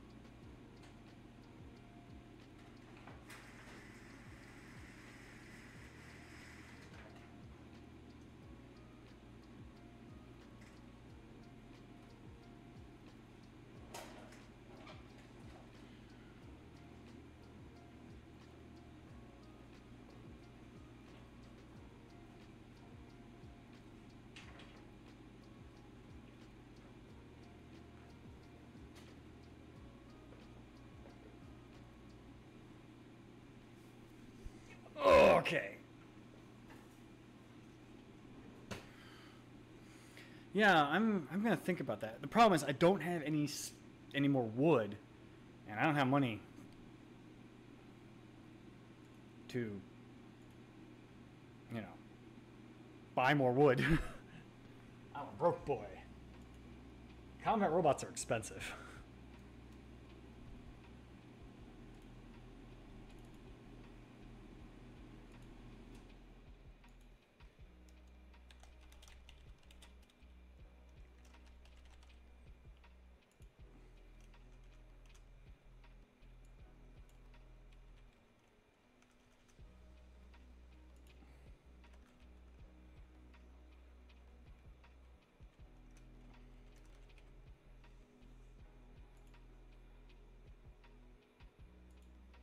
Yeah, new bit goal.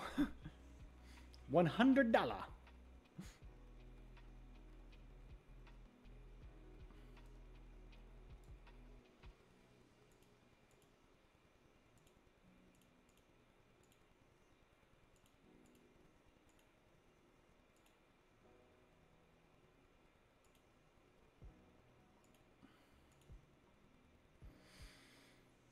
If I did this though, I would definitely be live streaming working on the layout. And if I built it in the living room, it wouldn't be that hot in the living room. My only concern is I really like. Yeah, I changed the bit goal. What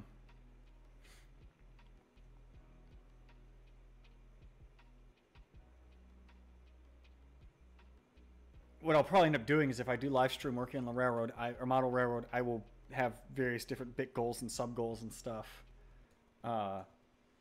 What I could do, and this really determines on how popular me working on a model railroad becomes on stream. If it becomes popular enough, I'll set up like a Patreon and give access to the controls so that way you guys watching could drive my model trains. That is something that I have set up and gotten working in the past.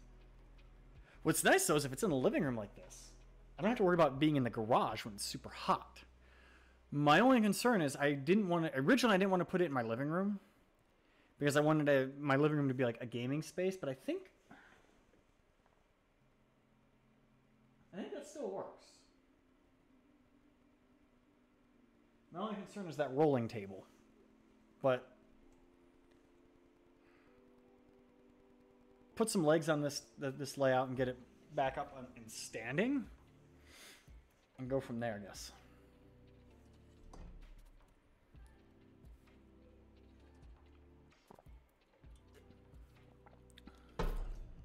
The problem is I've taken so much time off the last month and a half that my next couple paychecks are going to be fairly short, and rent is very expensive.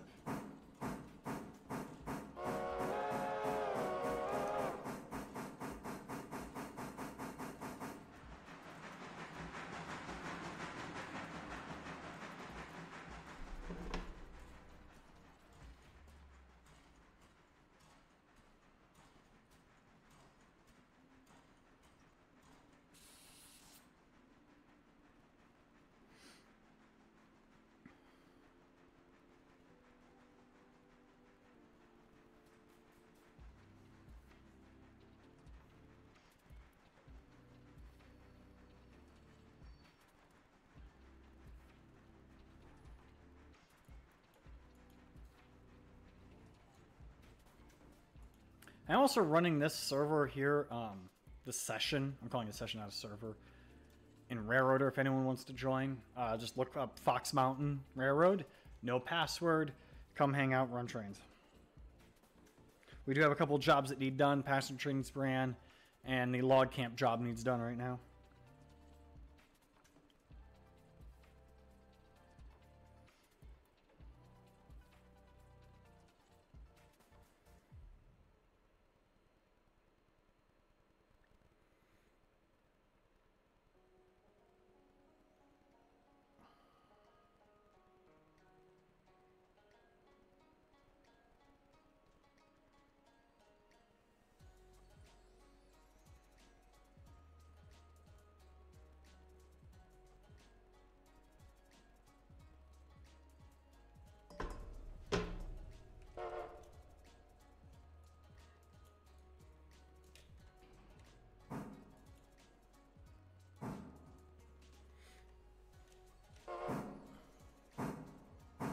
And I run down to the other end of the yard so we can start sorting these cars here. It's not a whole lot.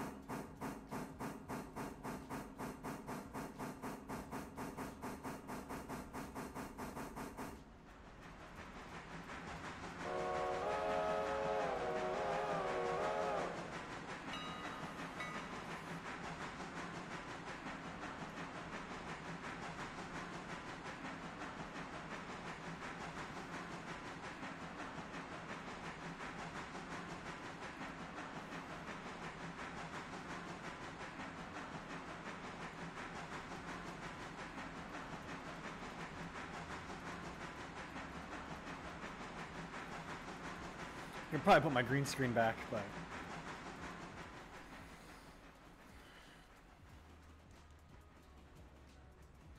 I'm probably gonna let that sit there for a little bit while I think about it.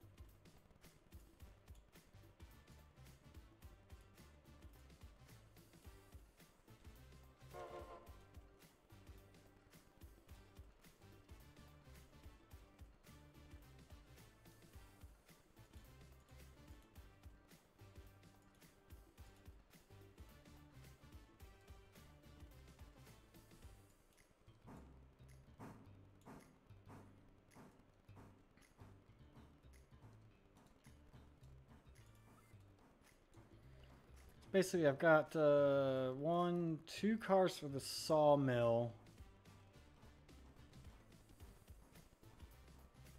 And everything else is put the 2 cars for the sawmill on this track with the... Or I'm going to put everything on the track with the caboose and leave these 2 sawmill cars here.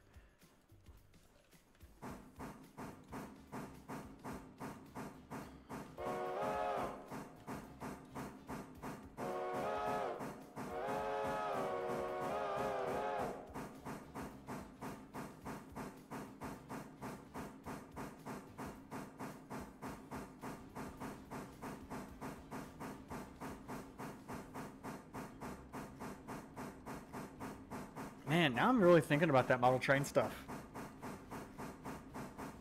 And then speaking of model train stuff, like, another reason why I didn't want to work on it, a layout here, is I know model train stuff. I know they're coming back, but they shut down, and I had like a massive wish list of all the parts it was going to take to finish this layout, and it was like $800 worth of like track and electronics. I think at first the big goal I've set it about like $100. Is just so I have enough money to like go buy wood and screws. I know I don't need $100 for wood and screws, but wood, screws, and like a case of Coke or something, and gas.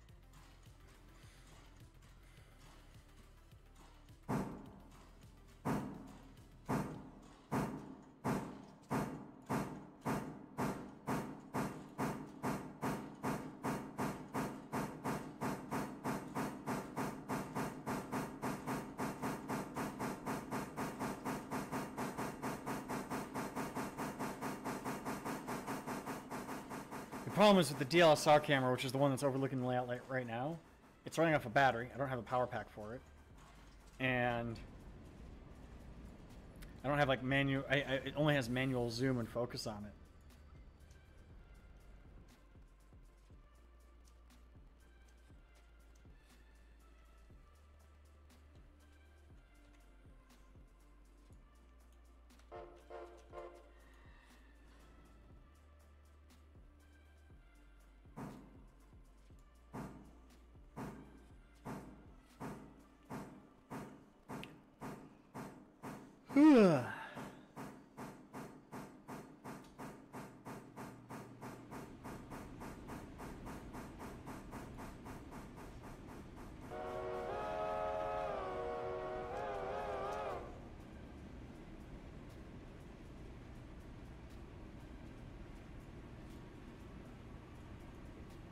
And the thing is, like, until I get that corner module sorted out,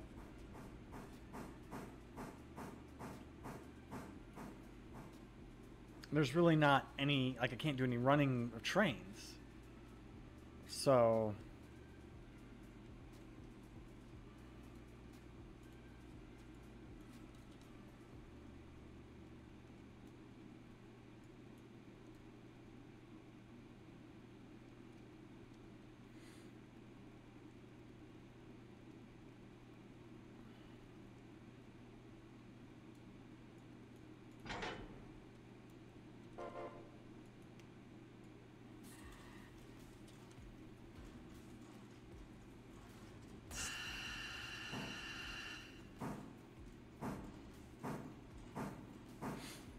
I got 3 cars sitting here ready to go out.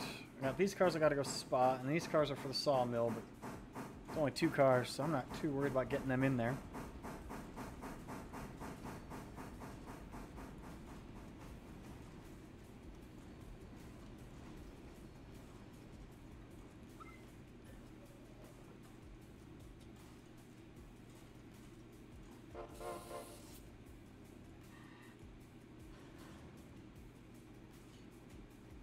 Oh, and the camera just shut off because of inactivity. Or battery. One of the two.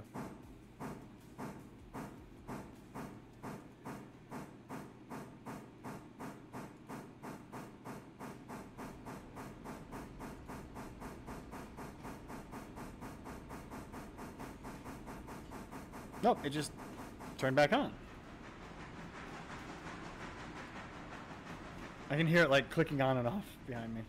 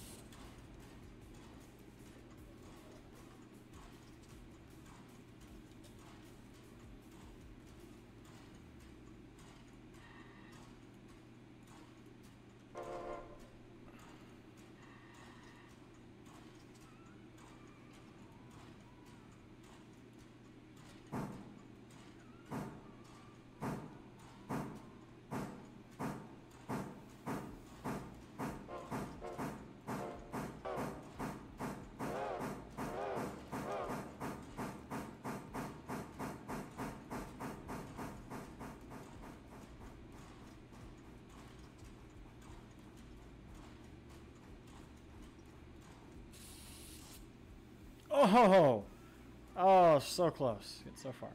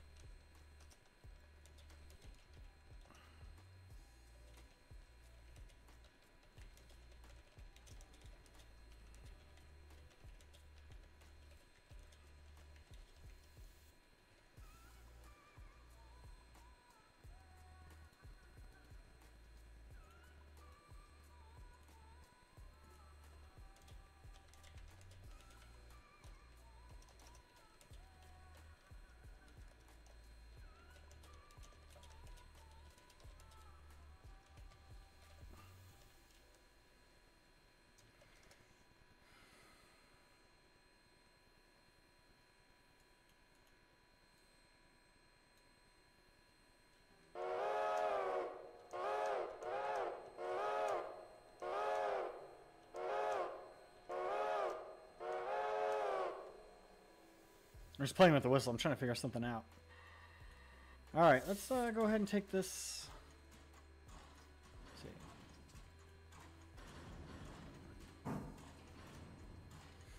We gotta go to the. We're gonna go all the way up to the house track. Elra first. No, we'll hit up Whittier. We'll hit up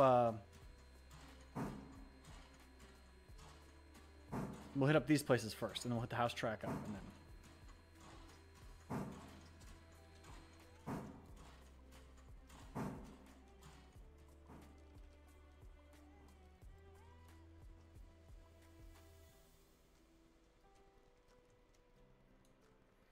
I was gonna spot a car there, and there. These ones are ready to be picked up. One of these is ready to be picked up.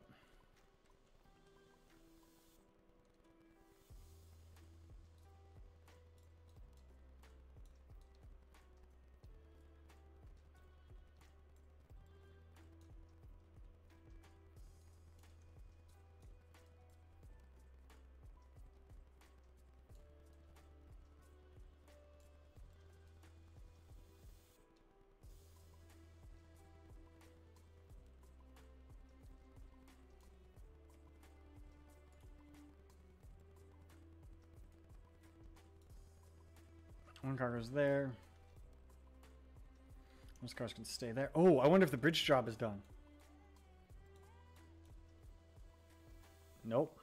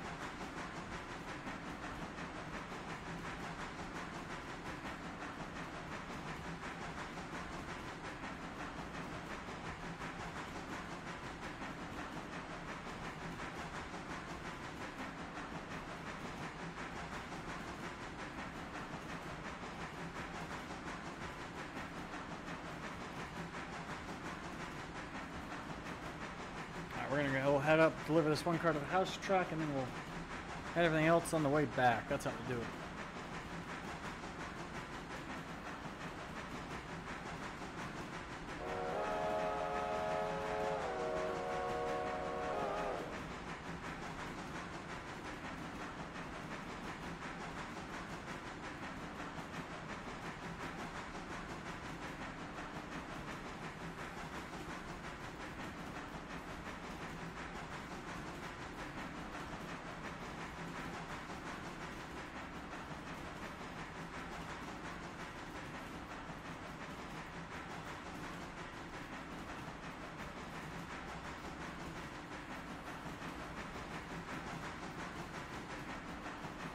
Passing the passenger train, which is sitting here at Whittier.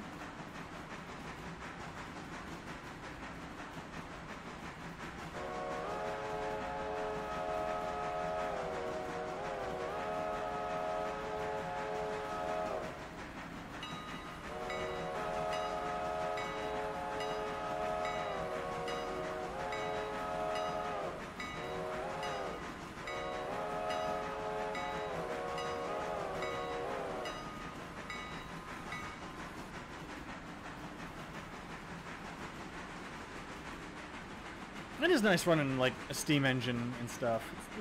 This is fun. This is good.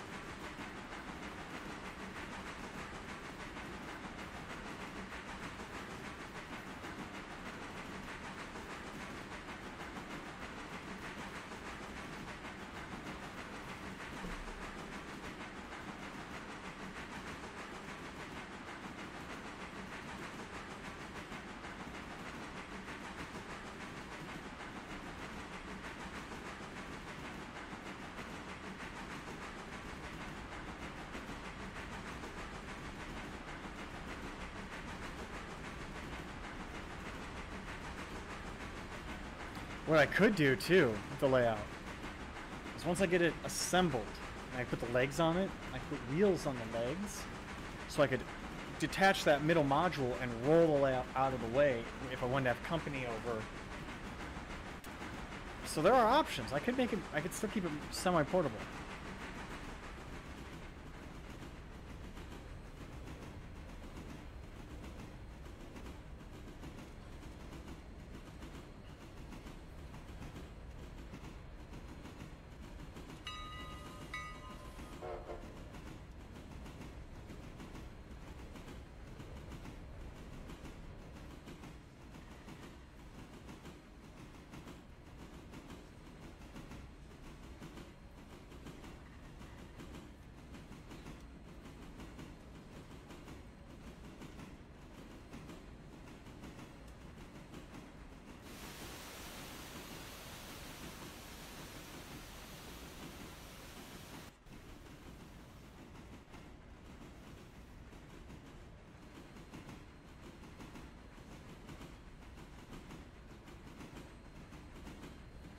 I'm just like really thinking hard about this now. I'm just like, damn, I could do that. As I said earlier, like, I don't see that many people live streaming model train stuff. Like, I found a couple people who've done it in the past couple months on Twitch. There's one guy who does it on YouTube all the time, but his stream quality is really bad because he's basically just got like his cell phone like leaning up against something, so the camera's kind of like at an odd angle. Like, it's better than nothing, but it's also not the best.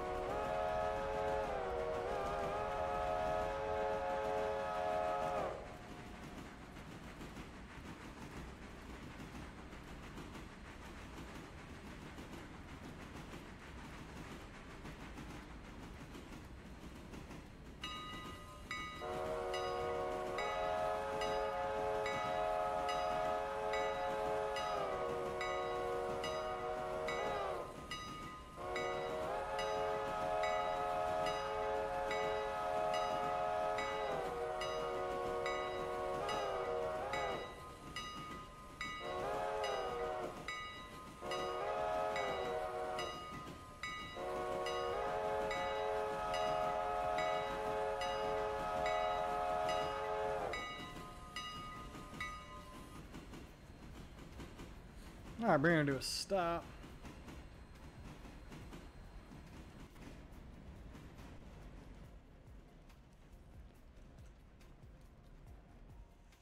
Luckily, it's the last car of the train in the caboose.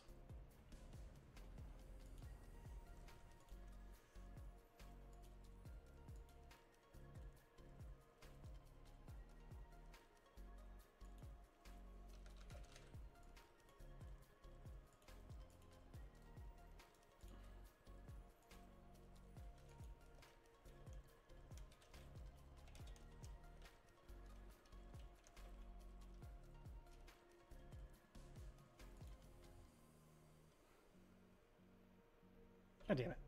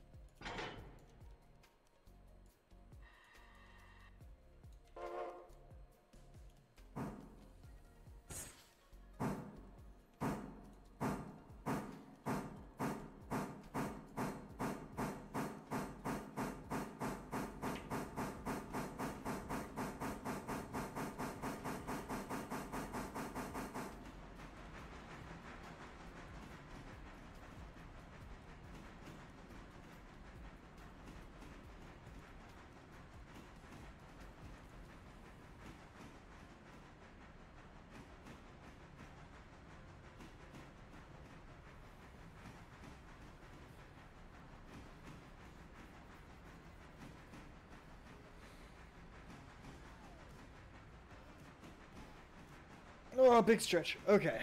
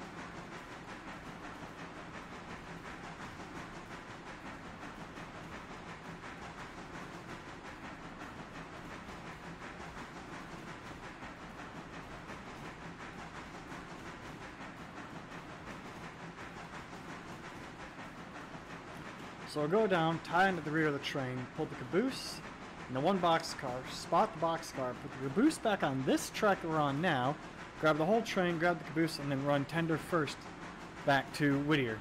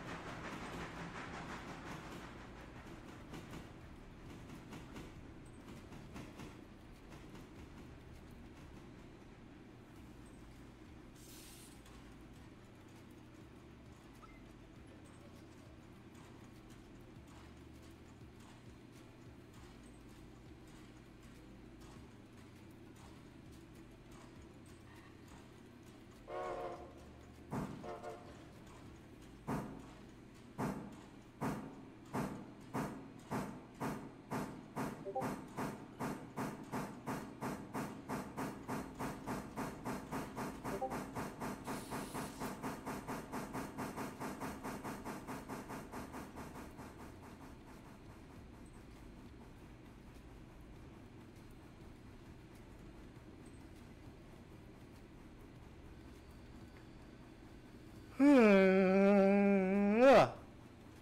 tired.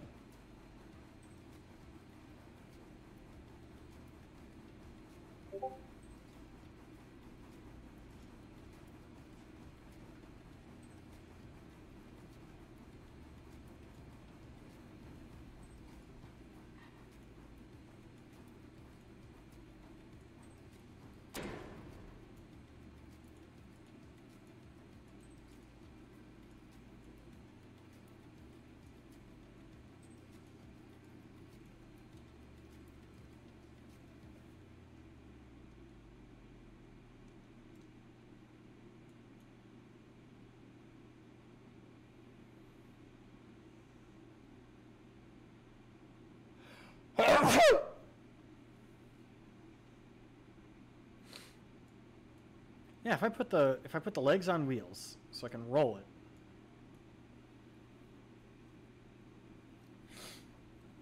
And what I can do is if I got company over and I want to move that table out like the middle and get the layout out of the way, I can take the middle section out, unplug it, the rest of the layout from the wall, and roll the whole thing either in the spare room or roll it out into the garage to keep it out in the garage while I'm doing whatever else I'm doing.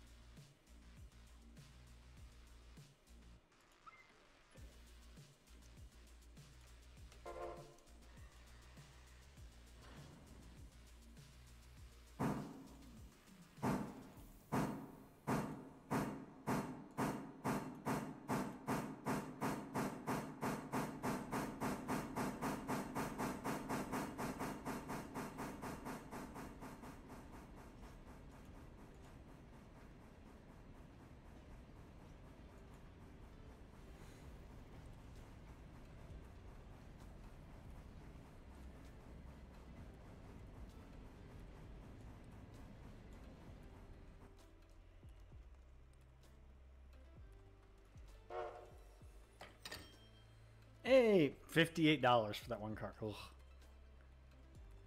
All that work and I got $58.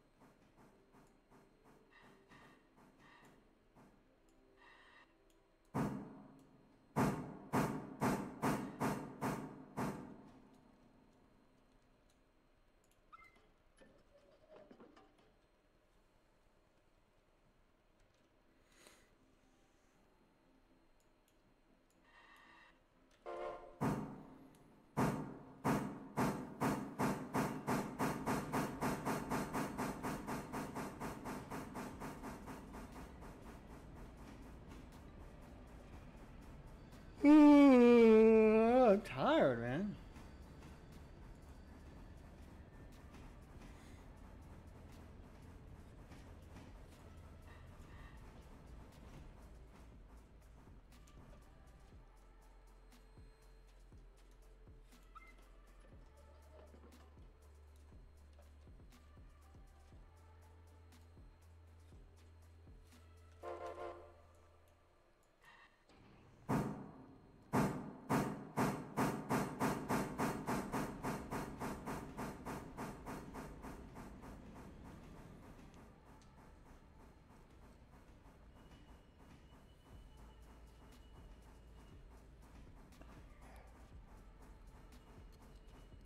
Ugh.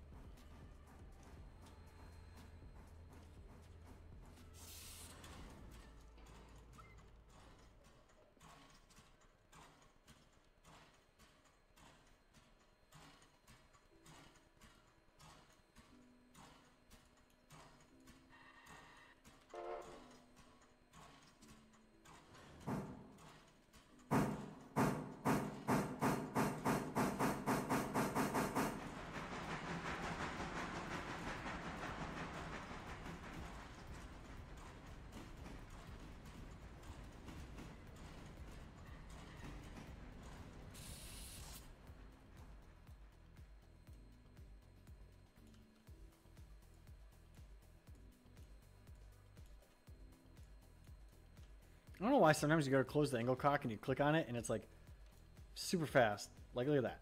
And other times you click on it, it's like you got to click and drag like 8 times.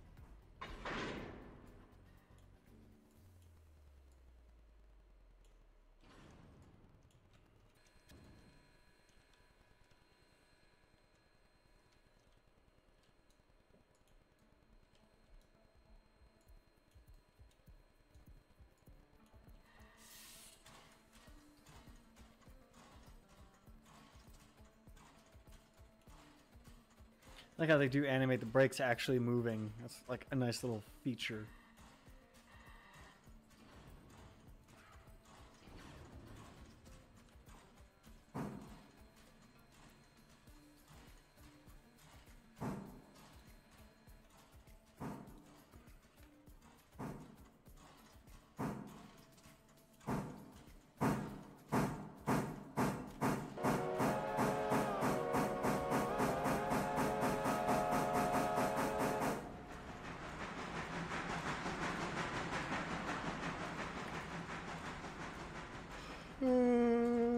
Fuck.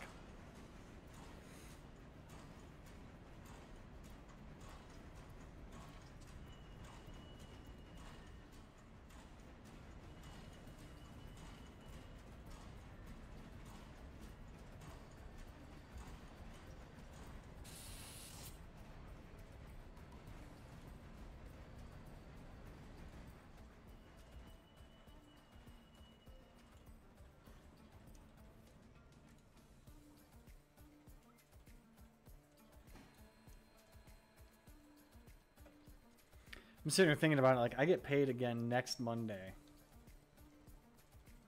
Right? So potentially next Monday's stream could be me working on model trains.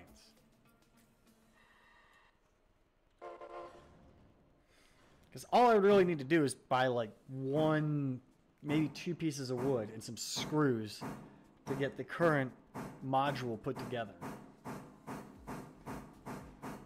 To make that bend.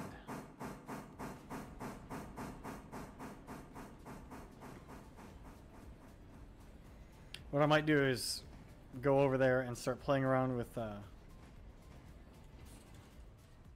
some Kato track and just see what it's going to look like.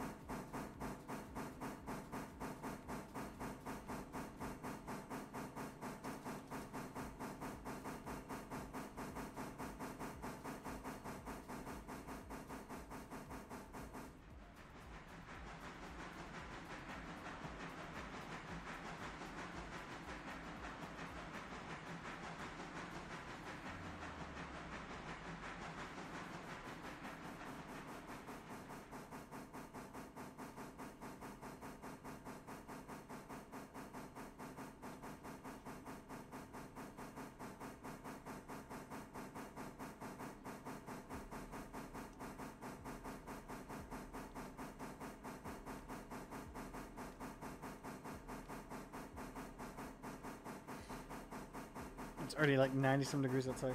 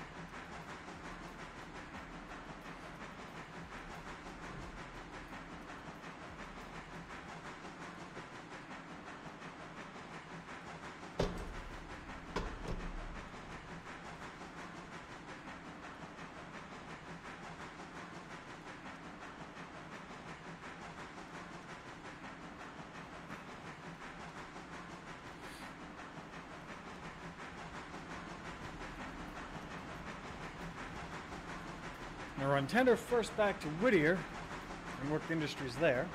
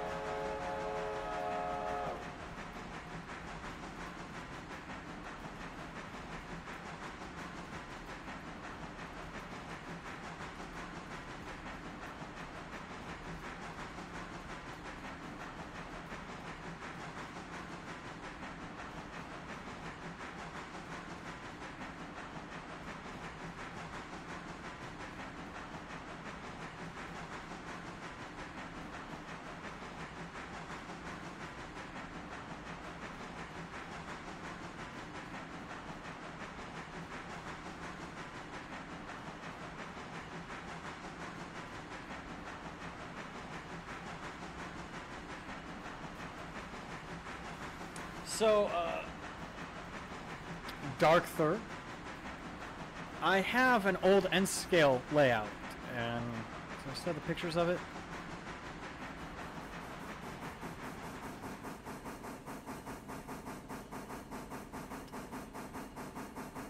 Let's see.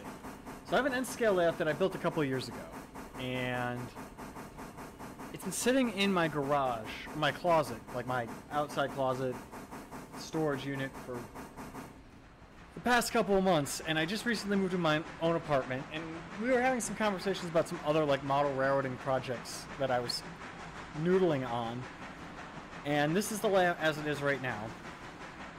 I set it down to test fit it to see if it would fit inside my living room. First I was like, I'll put it in my garage, and then I looked at my garage, I'm like, I really like how my garage is set up right now. But I could totally fit it right here, and what I could do is this corner piece, I'd have to build a new piece right here to make this a 90-degree bend.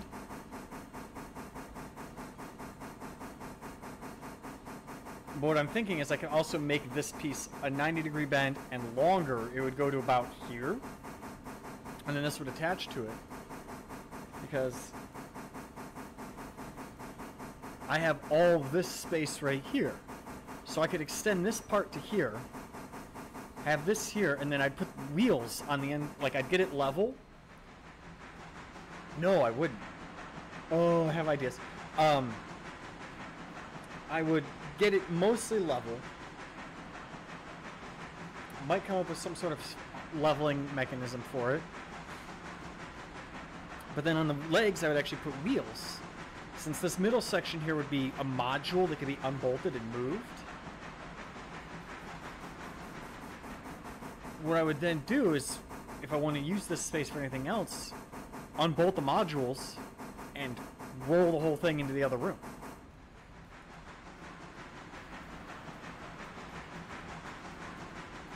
And really, it's not donations for the new model road, it's just I have a bit goal, and for some level of transparency, where do those bits go, right? If somebody throws bits at my channel, most likely they're going to go to help me build a new model railroad. I might buy lunch with them. I might buy tools with them. I might buy hardware with them. You know, who knows?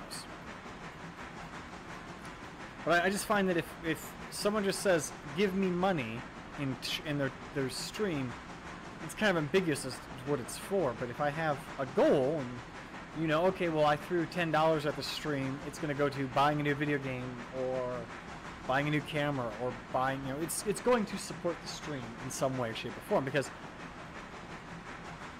with the layout being in the living room, I could put my cameras that I'm streaming this from right there. Like it's one USB cable draped across the walkway into my, you know, to the counter over there. So I could live stream working on the model railroad. And not only could I live stream working on the model railroad, but I could set it up where viewers, you know, people like you who are watching the stream, could log into a website and actually control the train on stream. So you'd actually get the opportunity to drive a locomotive. How I would do that, I don't know. I would probably set it up something where, like, If you're a subscriber, you get access to a specific channel on my Discord that would be for that. That's all down the line. Right now, it's can I get a layout can I even get my layout started again? I used to have a really big layout and I loved it, but it was like 13 feet long by like 7.5 feet wide. No, it's actually all using NCE. I only use NCE for my DCC control.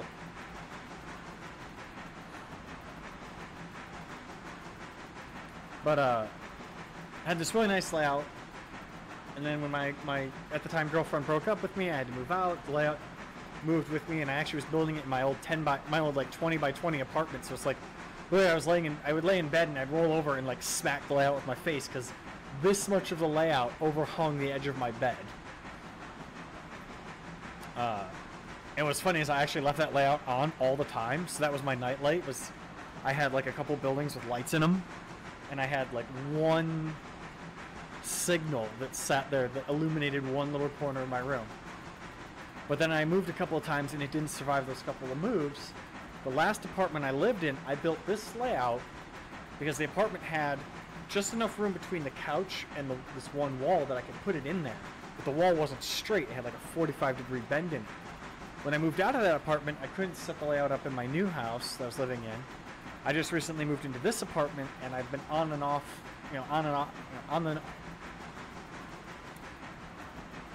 I've been on the fence about whether or not I wanted to set it up again. And we were talking about some dumb ideas I have for like 3D printing stuff and model railroading in general earlier in my stream. And I kind of started kicking around the idea of, well, maybe I could fit it in my garage. It'll fit my garage. So I went out to go, I was like, all right, you know what, fuck it. I stopped what I was doing here in Railroader.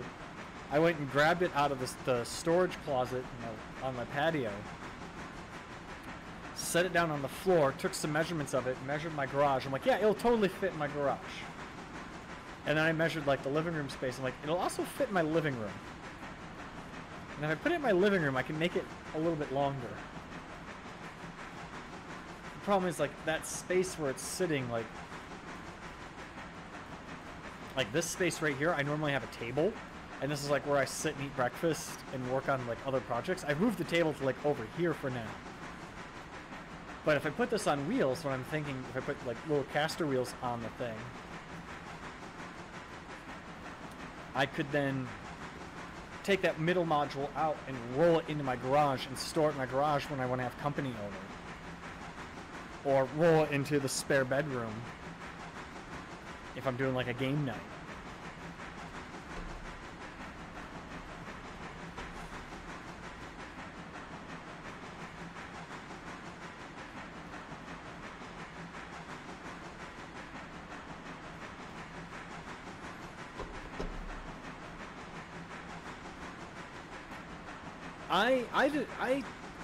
I got turned on to NCE like 15 years ago, and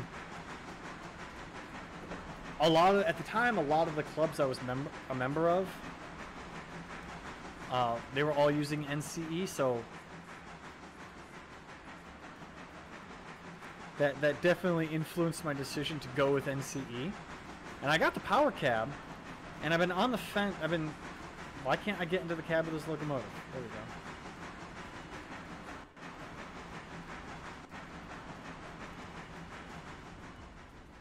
I've been kind of on the fence if I want to just get the SB5 booster, or if I want to go full. Let's see.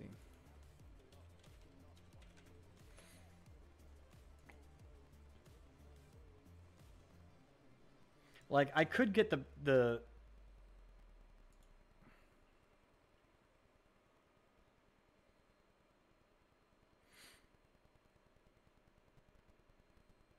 I could get this, the 5 amp smart booster, right? $300. For an extra $100, I could get this, right? It's sold. They're both sold out, so I'd have to find somewhere where they're not sold out.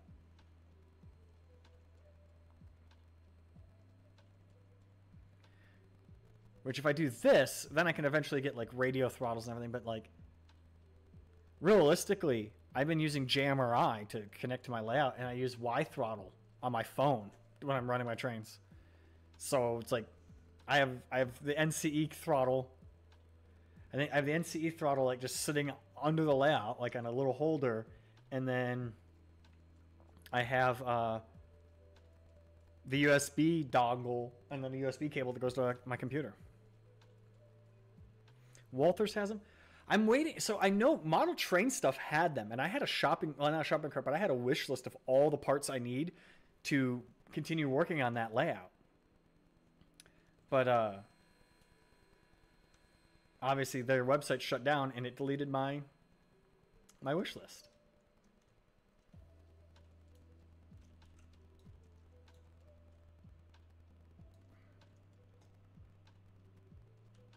Frameshift drive charging. Oh, we got a follow. Thank you, Dark Thur, for the follow. Oh, pop my neck.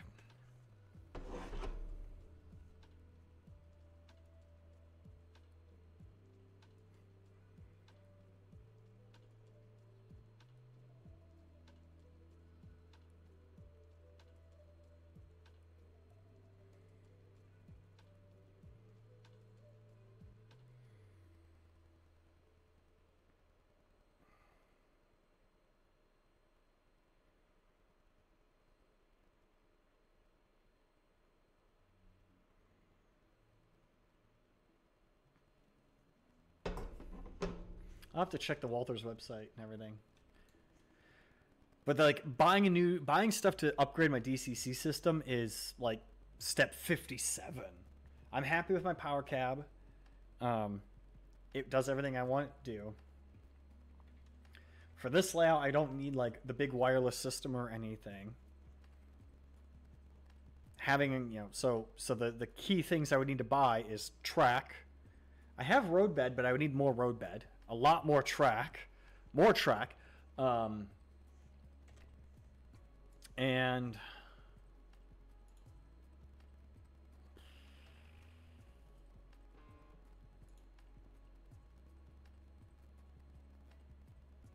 because I want to have all of my switches powered. I want all of them on Tortoise switch machines.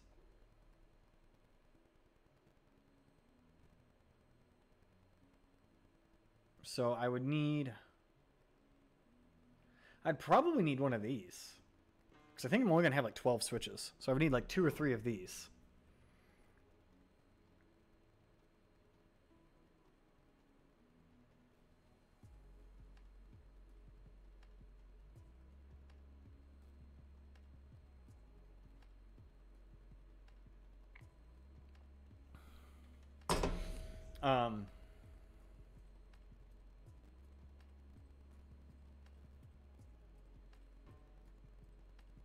Actually, I would probably get away with buying a bunch of these Switch It Mark IIs. These are nice, but the Switch It Mark IIs are so much easier to program. I used to program these all the time. It's actually fun to program them. It's like, oh, I get to program a Switch It. Man, I miss being part of a model railroad club, but like, the city I live in has nothing. And I want all of my switches, even my yard switches, to be on Tortoise slow motion switch machines. Just that way I don't have any like ground levers or anything. And like the yard would have a switch panel where you'd have a push button. You could push the button and it would throw the switch. And it would have an LED feedback so it would tell you, you know, which position that switch is in.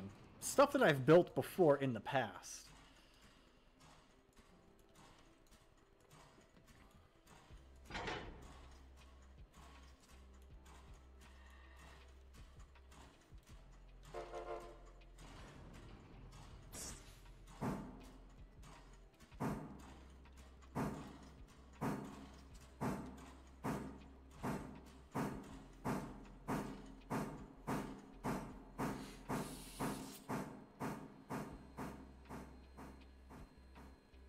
One of the problems is like there's like 2 model railroad clubs here in the city I live in Vegas, and they both suck.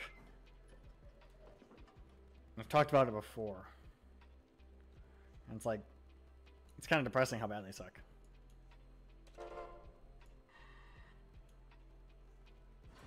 But yeah, I think what I would do is I put the legs back on the layout, get it level, put wheels, I could CAD up and 3D print a bracket that would hold some nuts and bolts that could move up and down, so I could individually level each wheel and then have the wheels attached to this bracket.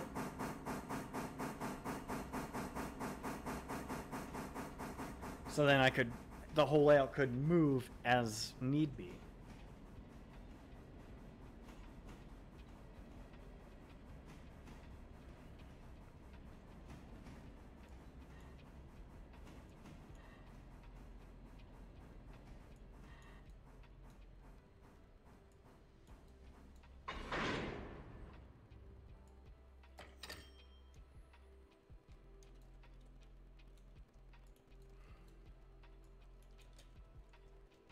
But I haven't finished. Why? I don't like that it pays you before you finished delivering the car. Like, I still...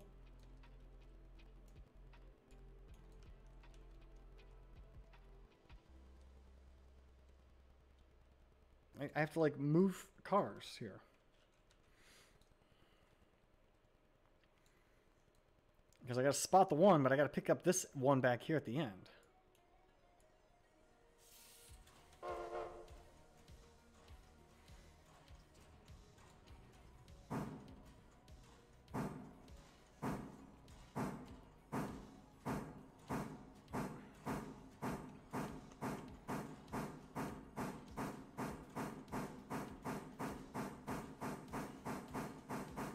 Well, if they're not on the industry track, they don't process. So you get paid, but then the cars are just sitting there, like.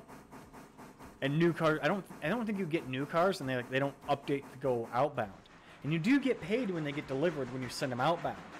So it pays to leave the car back on the track.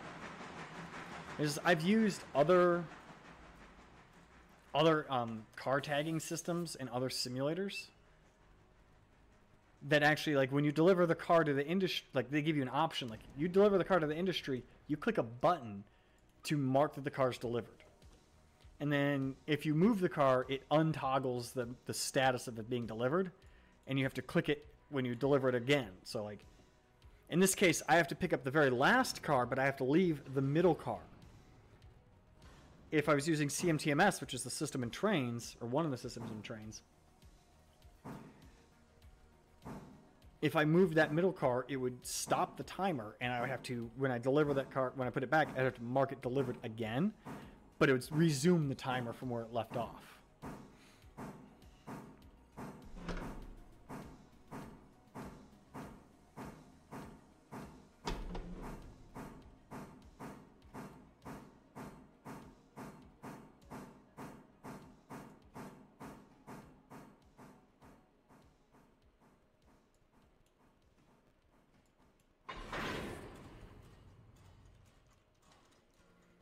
I keep thinking this is run 8, and I go to, like, hit all the keybinds for run 8, and it's like, nope, this isn't run 8. I don't need to hit those keybinds.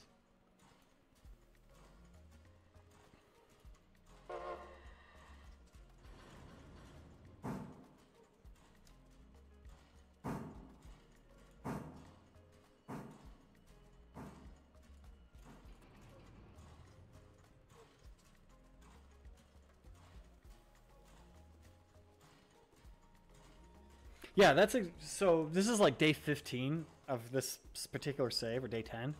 And yeah, it does. If you leave them at the industry, they'll run their timer, and then eventually they will get a new destination, which is the interchange track.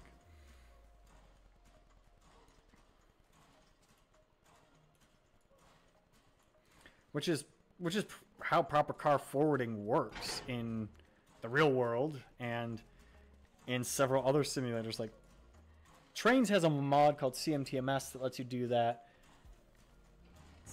Run 8 does that by default, and Railworks and Train Sim World don't know what car forwarding is. You say car forwarding, and you're speaking French to them. Even the Dovetail fanboys don't know what it means.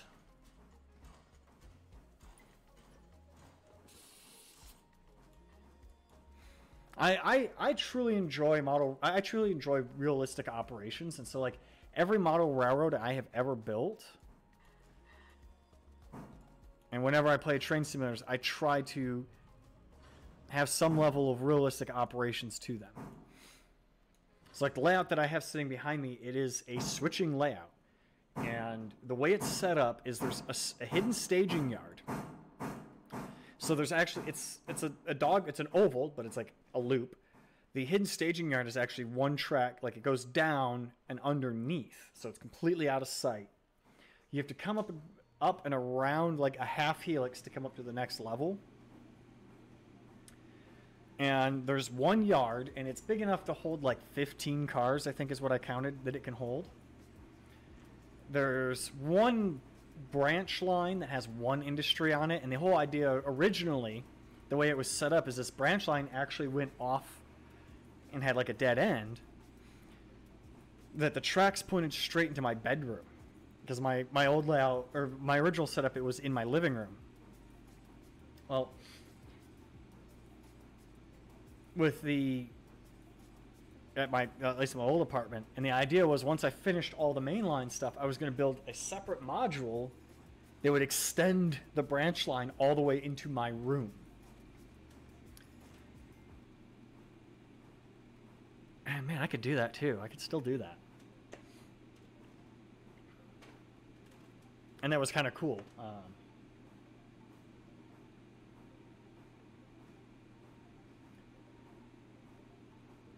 But the idea is like trains would go into the staging, would come out of the staging yard. There was going to be like one long manifest, and it was going to come out of the staging yard, drop off half of its cars in the main yard, and then go back into staging.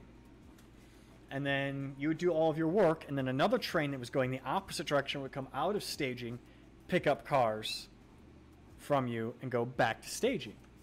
And then the next day, they would go. So, like, they would have 12 cars. They would drop off the first 6 cars one day, and then the next day, the next 6 cars would be dropped off. That's kind of how I had the rotation set up. At least in my mind, but I never got to that point because I never got the main yard built. I never got any of the staging yard or anything put together. Because I got the layout to the state you saw it in the photos, and then my roommates like had a really nasty divorce, and I rapidly had to move out of that apartment.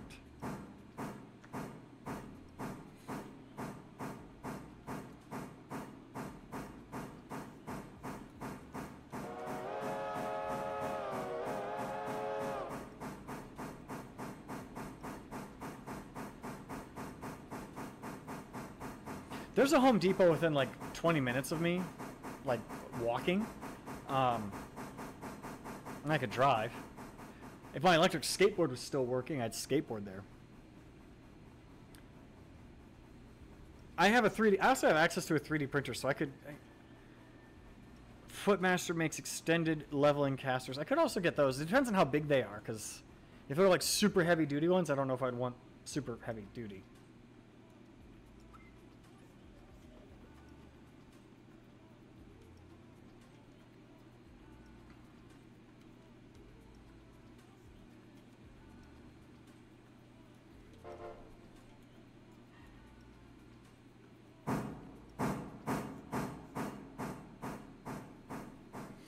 See, I have these little ones that I got that I'm thinking I would use. And all it would be is there would be a bracket that the wheel would attach to. It would be U-shaped. There would then be a alignment tab that would keep it from rotating.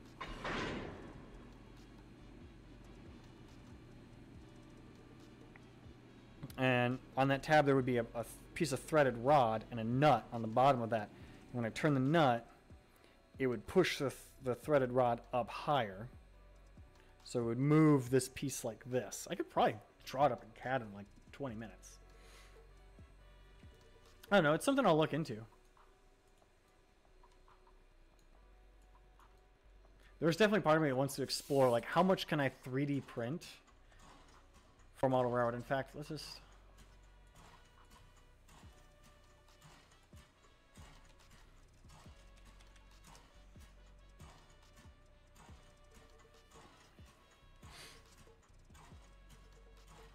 I could 3D print this bracket to hold my power cab.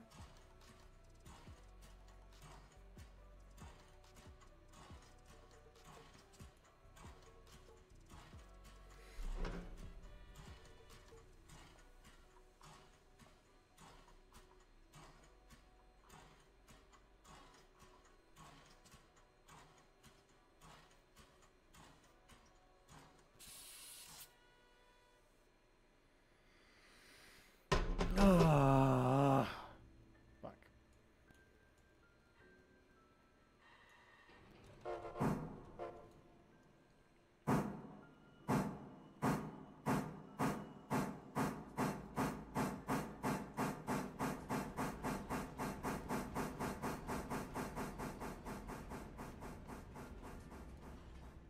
I just wanted to clear that switch.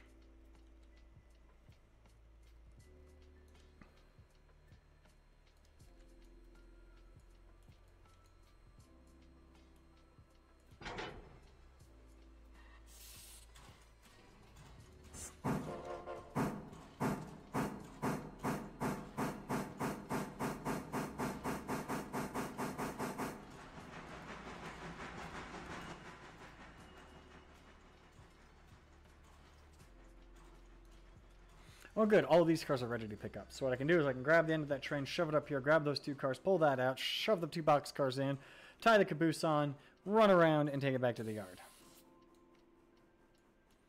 That was a lot. Really fast. Don't worry. I know what I'm doing. I'm a professional I'm a professional railroader.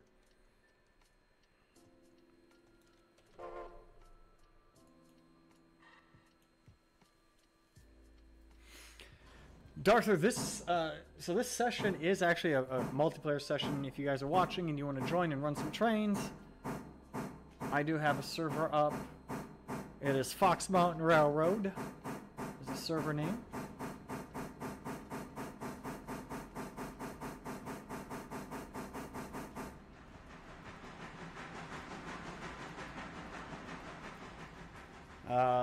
Jobs that still need to be done. The passenger train can be ran. And the log train can be taken up to the logging camps. And there's also some switching to be done at the sawmill still.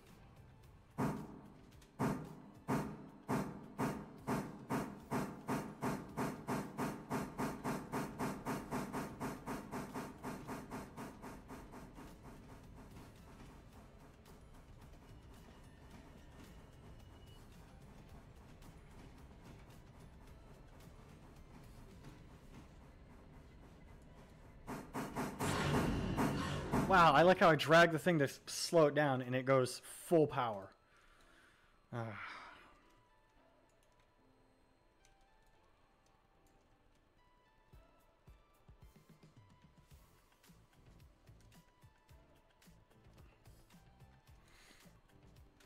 went to go drag the brakes and it was like, full power? Full power.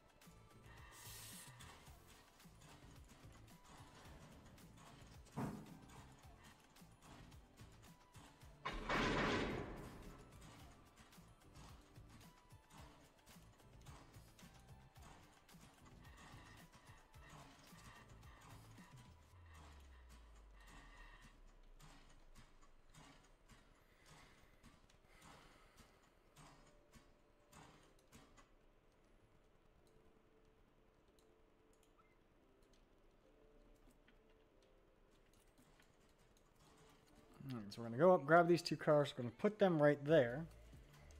And we'll leave the tank car, those two cars there. And then we can spot these two cars up there.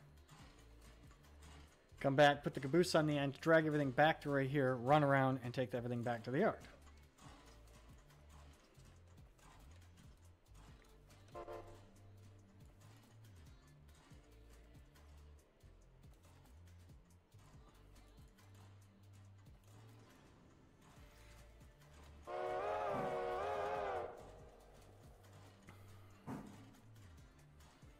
What other 3D printables can I find?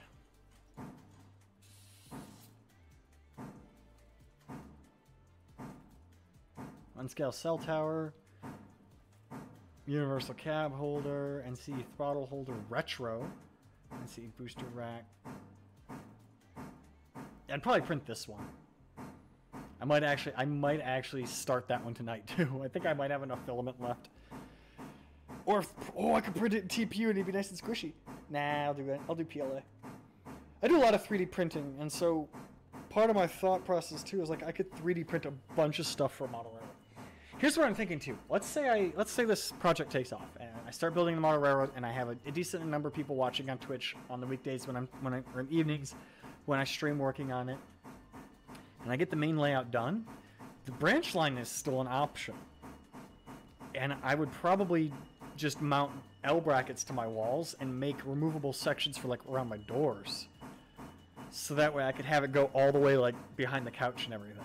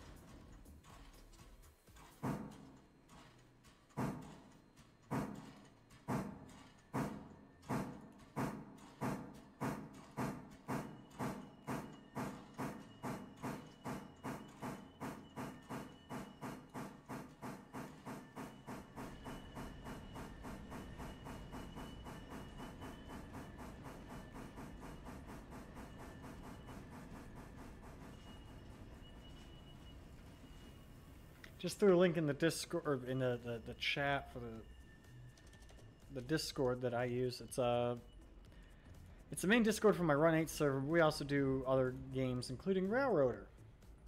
So you can find all the information to join the Railroader session there.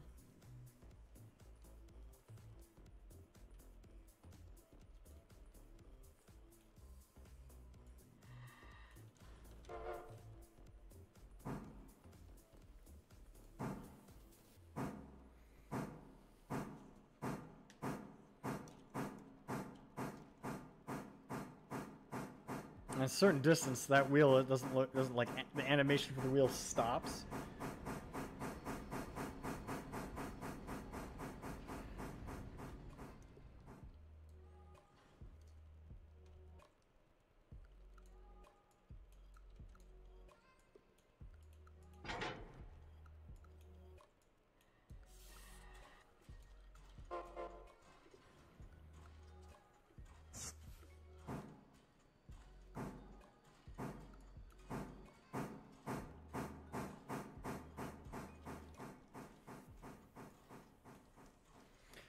I might look into, I know I found a mod that does do like a dedicated server mod for this game. I might look into getting that set up. And if I can do that, then I would have a server that just runs 24/7.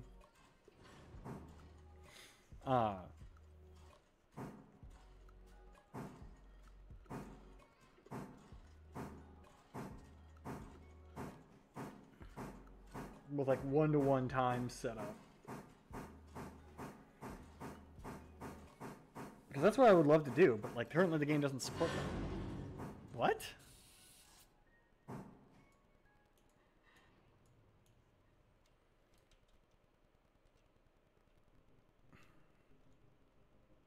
I just stopped. Oh, you know what? I bet you it's because that's not far enough back.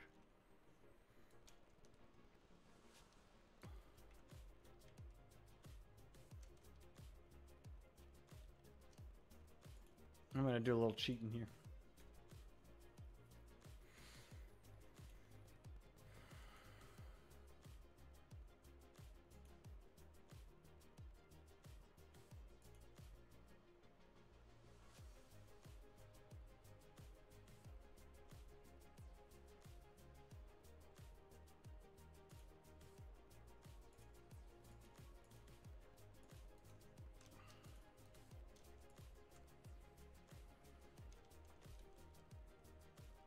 Oh, it's not available in this mode. Okay.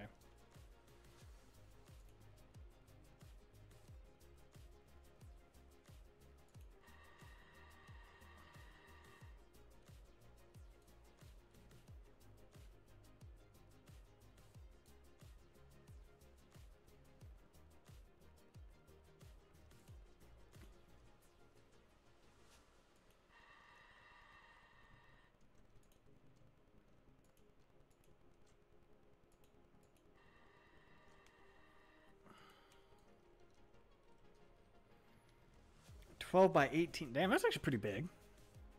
Nine removable sections does make it easy. Let's see if I can move now.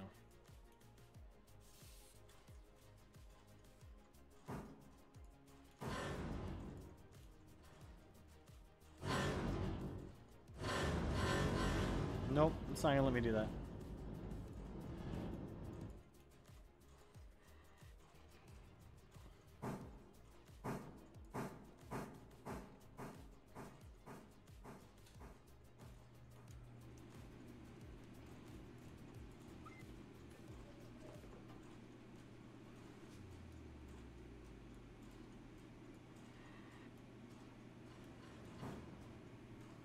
Yeah, so I want to get back into like larger scales. I would love to do HO again.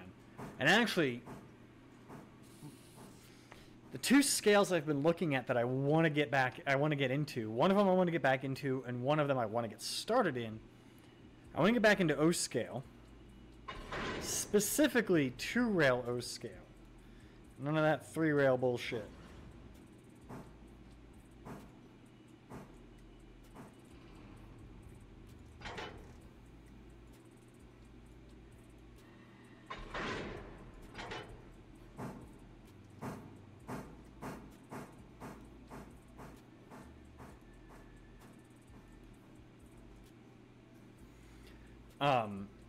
I've also thought about like G scale even. I would love to do like a big like 2-rail O scale switching layout that's like 100 feet long by like 4 feet wide. Like if I just take up my entire apartment with layout.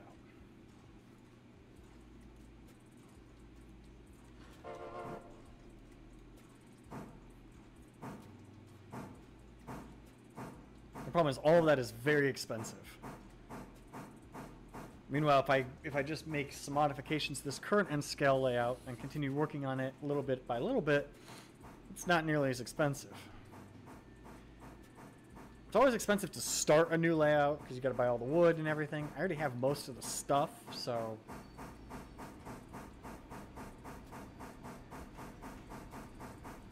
and then my plan is when my work schedule changes to 9 to 5 Monday through Friday, I would probably like 3 nights a week live stream working on the layout.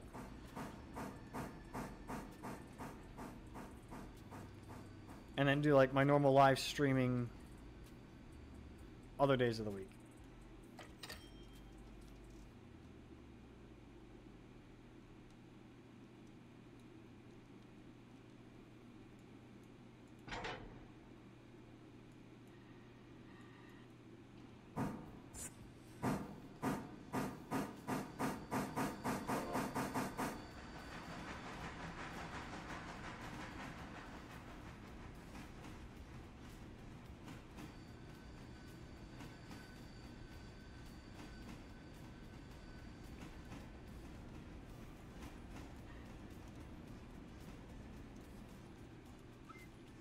I'm actually gonna be a level of lazy.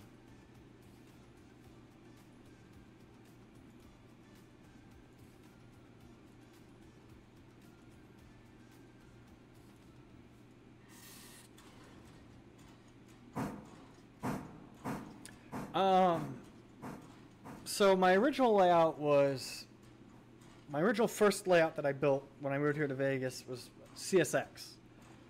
But I never got a. I have one CSX locomotive that I can't find a decoder for.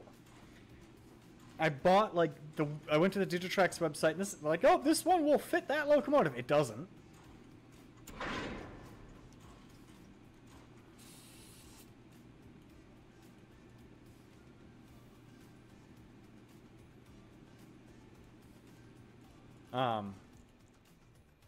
I have a bunch of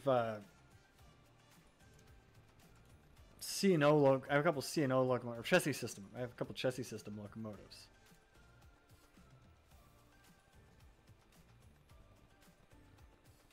It's not. It's N scale. There's no way you're fitting an N scale or a Soundtrax decoder in there. And I don't remember exactly off the top of my head what it is. It's in one of my boxes. It's a really nice locomotive. I just can't fit the damn decoder that I bought for it in there. So I have this one decoder that I can't fit in anything.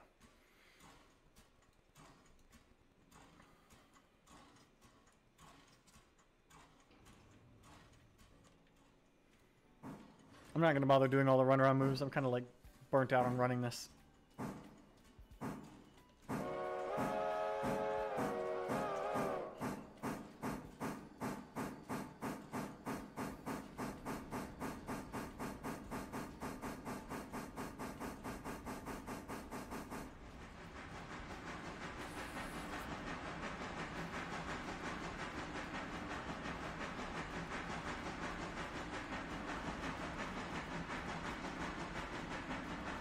Hey, it's a Prime subscription!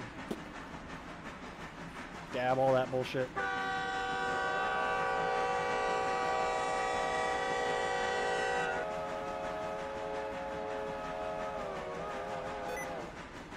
Sticky keys.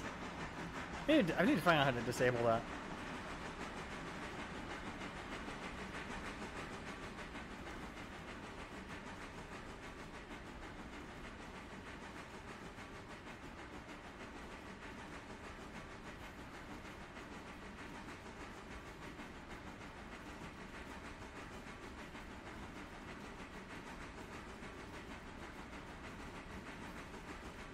Appreciate the subscription. It's a Prime subscription, so you already pay for Prime. And get a couple bucks. I get a couple bucks from that now. Yay! Also means you don't have to see ads anymore. I do tend to Mondays and Tuesdays have been my live streaming days recently. I was gonna stream like Sunday, but I was supposed to be out of town all weekend, and then I didn't end up going out of town.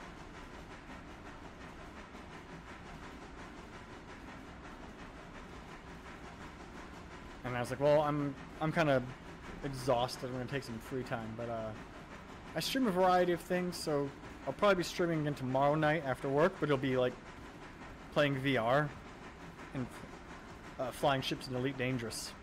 Ooh. Like a little bit, like I got a burp that's just kind of stuck.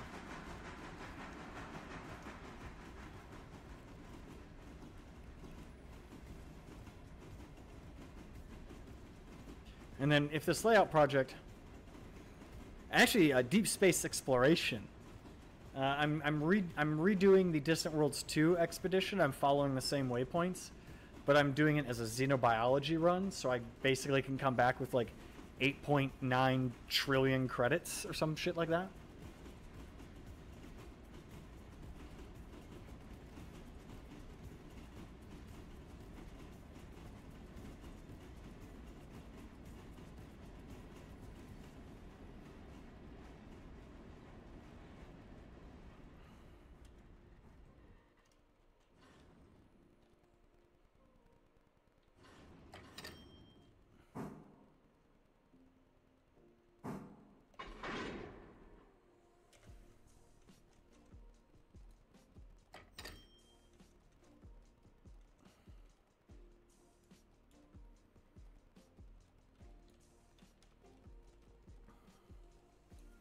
I participated in the original Distant Worlds 2, and I know they're still not gonna do a Distant Worlds 3, so I was like, I'll do that one. I'll just retrace my steps and do a xenobiology run. And that's kind of what I started that last Tuesday, and those streams are kind of short because I can only do VR for so. Well, I can do VR all day if I really wanted to. In fact, the icon that pops up when you follow, my partner drew that because had been playing Elite Dangerous for like 9 hours in VR one day.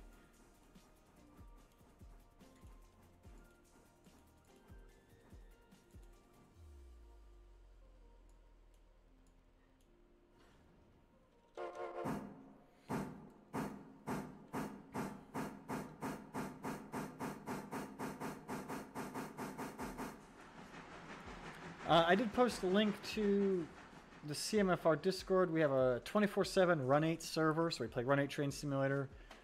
We also have, occasionally we do Railroader here. And at some point I'll get the Farm Sim server back up and running. I recently moved into my own apartment, and I've been having a lot of problems with the ISP not doing port forwarding properly. So, like, it says, oh, the ports aren't open. Like, I open them. I go into the settings and I open them. I do all the steps correctly. I then go to a website that lets me check and see if those ports are in fact open. And the website goes, nope, those ports aren't open. But then people who are playing Run 8 can join the server through those ports. But then I try and have my portable IRL live streaming set up, which needs ports open on the router, and it doesn't work. So I don't know, man. I don't know. And if you're just joining, we just did some runs here in Railroader. We're back in Whittier Yard now.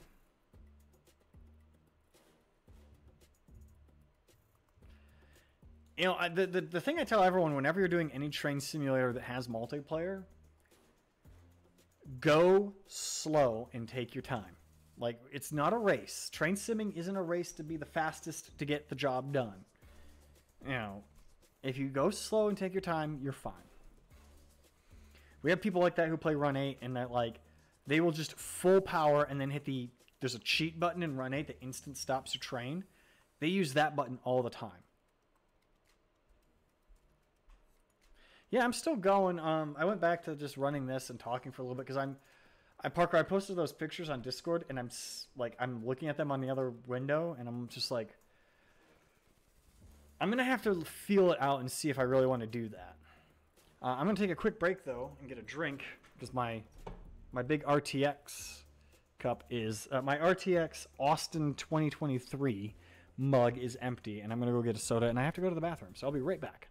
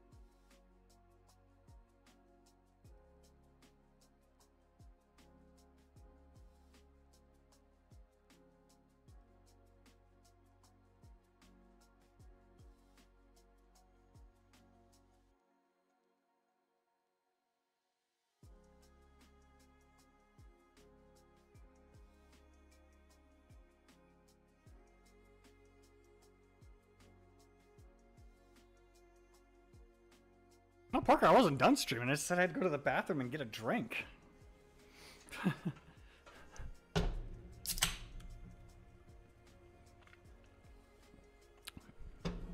probably go for a little bit longer. I don't know. I'm mentally digesting if I want to put the layout there. One of the concerns I have, and I just noticed it, was that the table I have, where I put it, like, oh, it'll fit right here. It does make the walkway between my bedroom and like the hallway kind of tight. I don't know where else I could put that table when I'm not using it.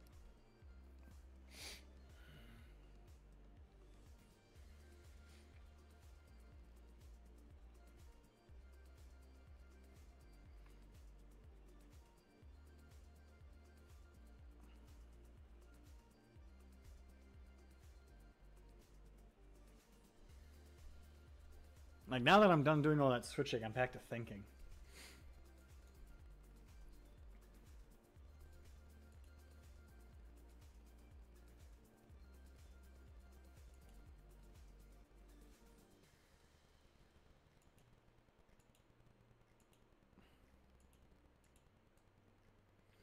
I have these 2 cars left to deliver to the sawmill. I don't really want to deliver them to the sawmill, but that's money if I do.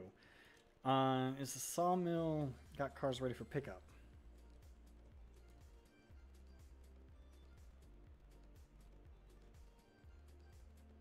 No. Well, wait. Nope. Wait. Where do these 2 cars need to go?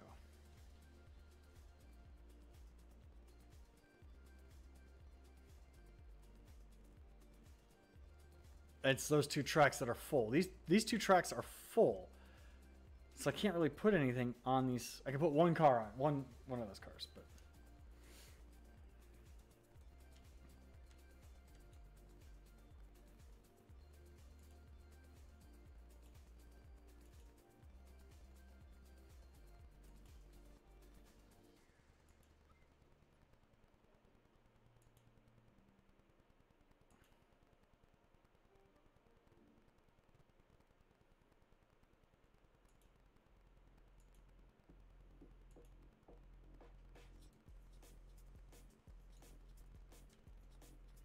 and at the bridge site here, I hope this tree gets deleted when it comes back, only 1 car is ready to go.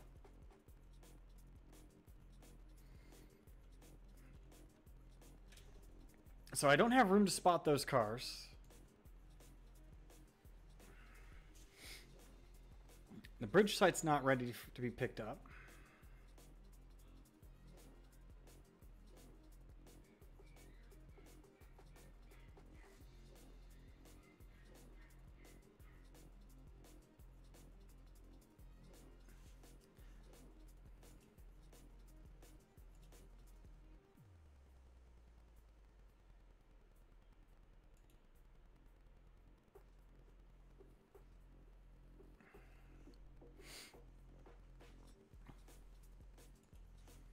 Whittier Exchange received 4 cars. Whittier House Track, Stencil Manufacturing, and the House Track.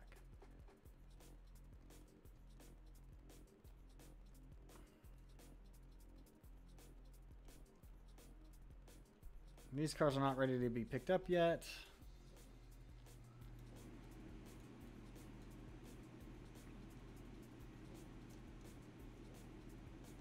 One of these cars is ready to go. Well, that one's ready to go. Those ones are not.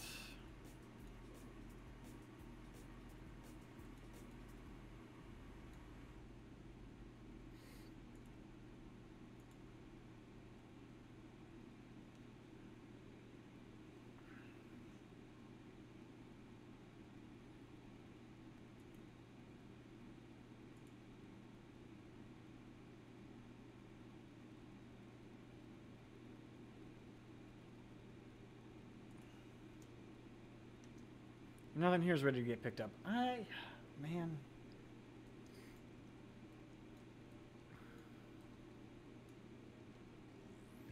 These are ready to go back. Ah, that tree did get deleted. Hey, I got this line open to Bryson now.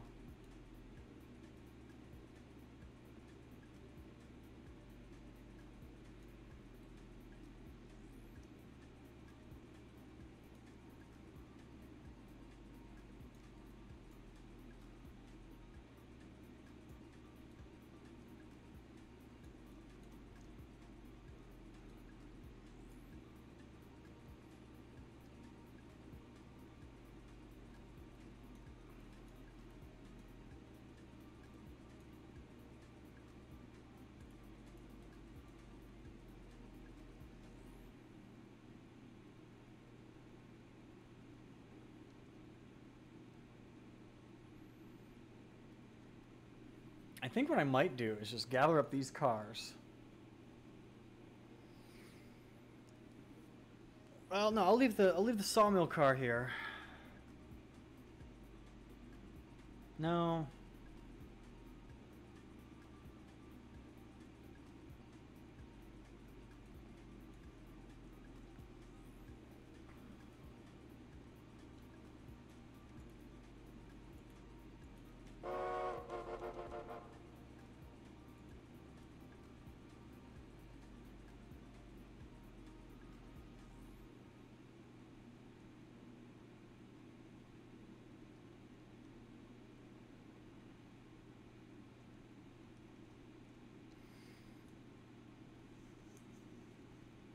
Man, it's like, what do I do now? What do I want to do? Do I want to do some more switching? I would love it if I had some more people playing on here. Because then I could at least, you know, be interacting with other players.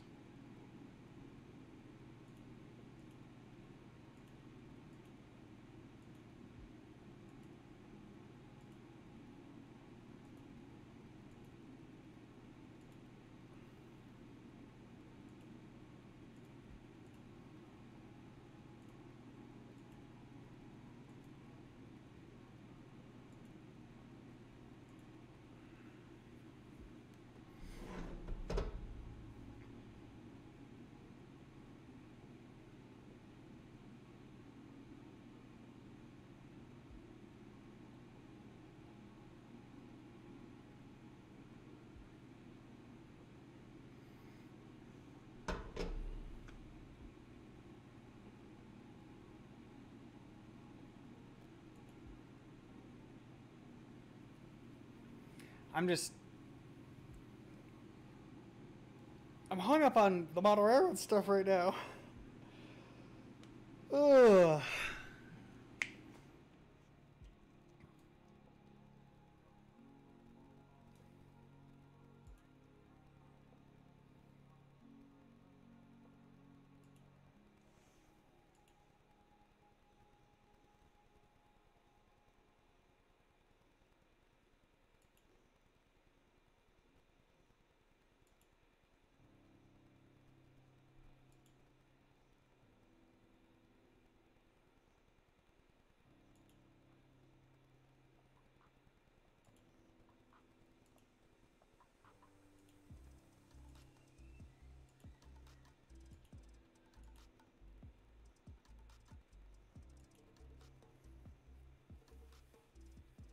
I forget how to set up a car to get I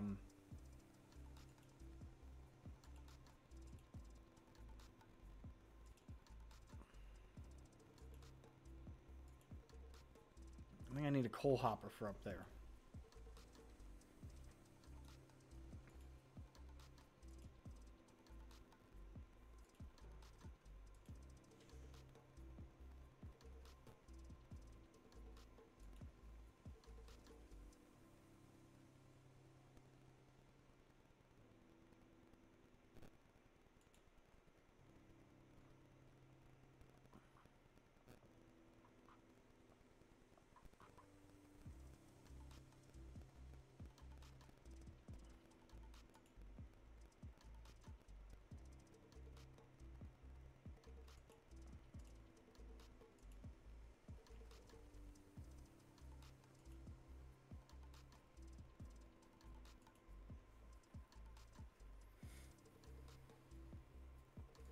We'll go pick up the cars from. We'll at least go pick up the cars from the Bryson project, the bridge project. We'll bring. We'll take. What is this?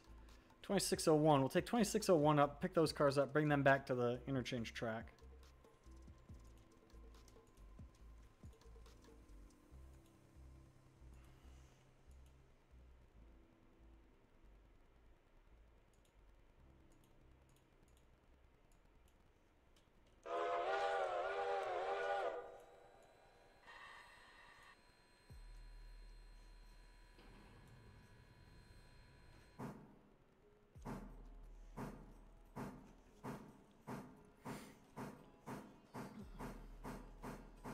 We can bring those cars back, and then I can run, like, I'll run this locomotive light up there to the turntable, to the shop tracks up there, and this will be where it's stored.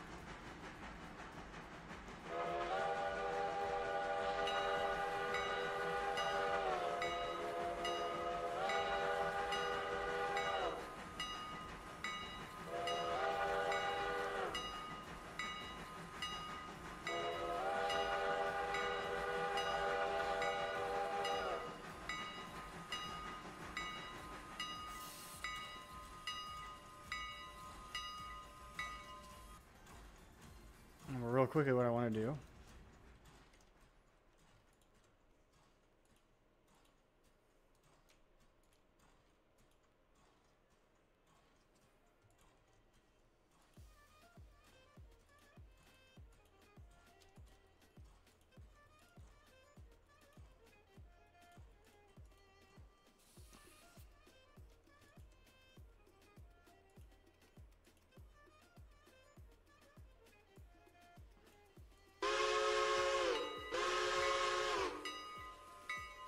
Get the passenger train 4601.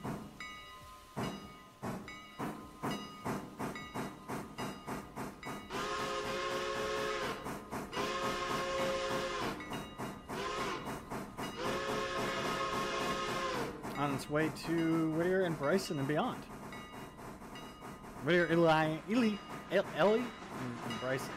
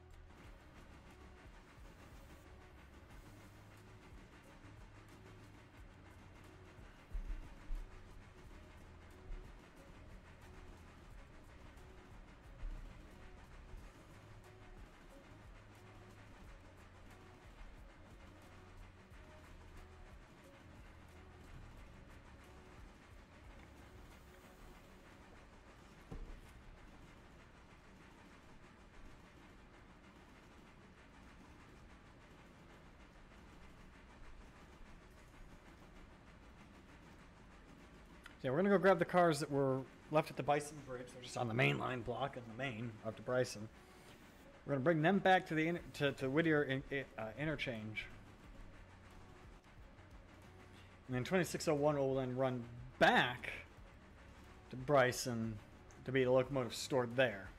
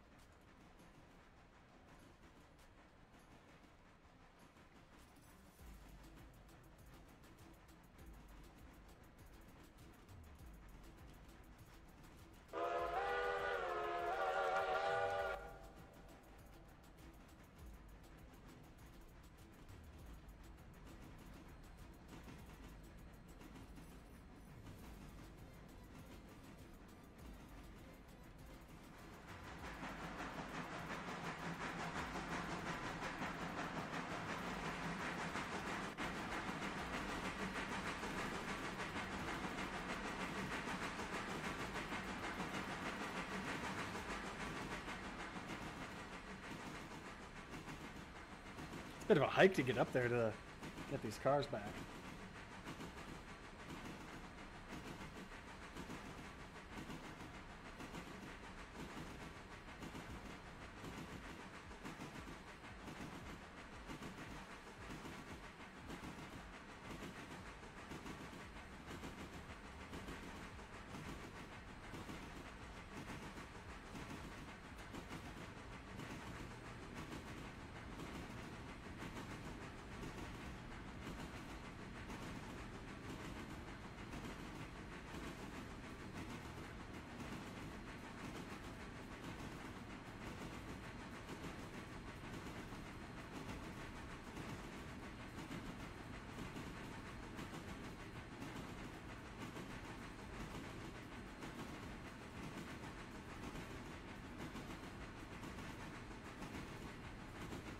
And yeah.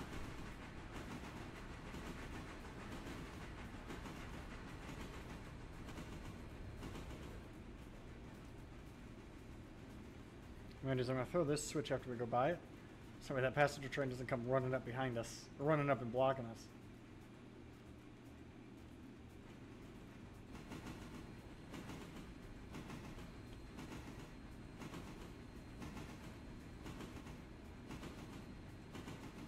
I should be getting close to these cars.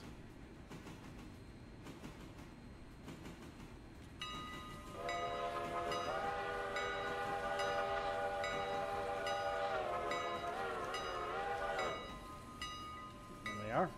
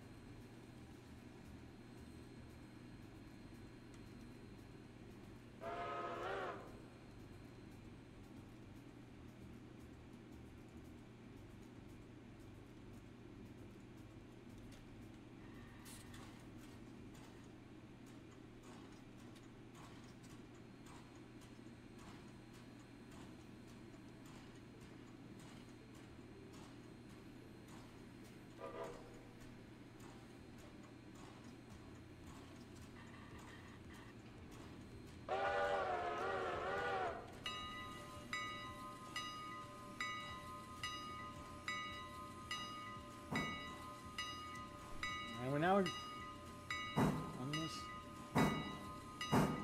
forward.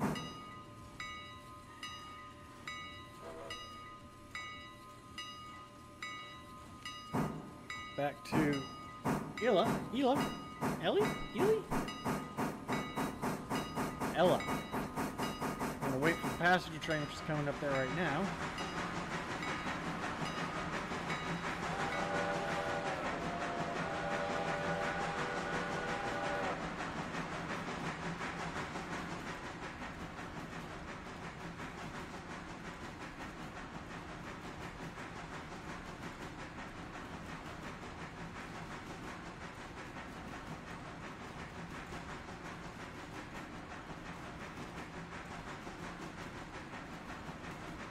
We'll wait for it to go by, and then we'll continue on down.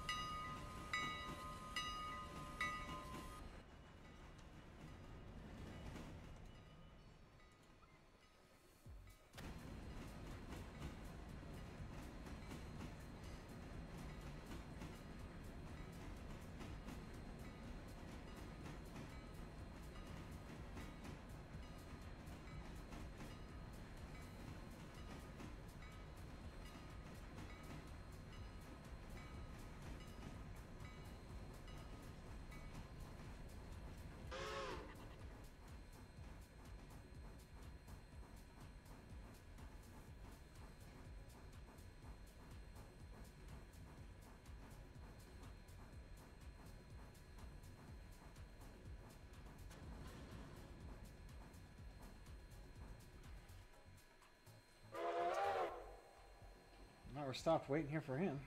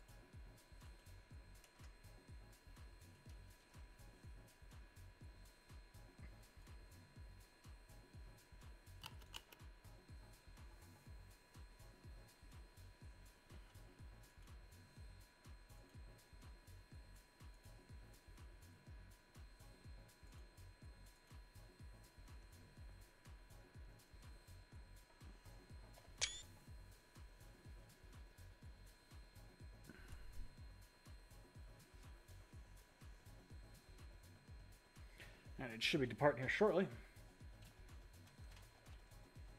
How much money did I just make? $64. Yeah.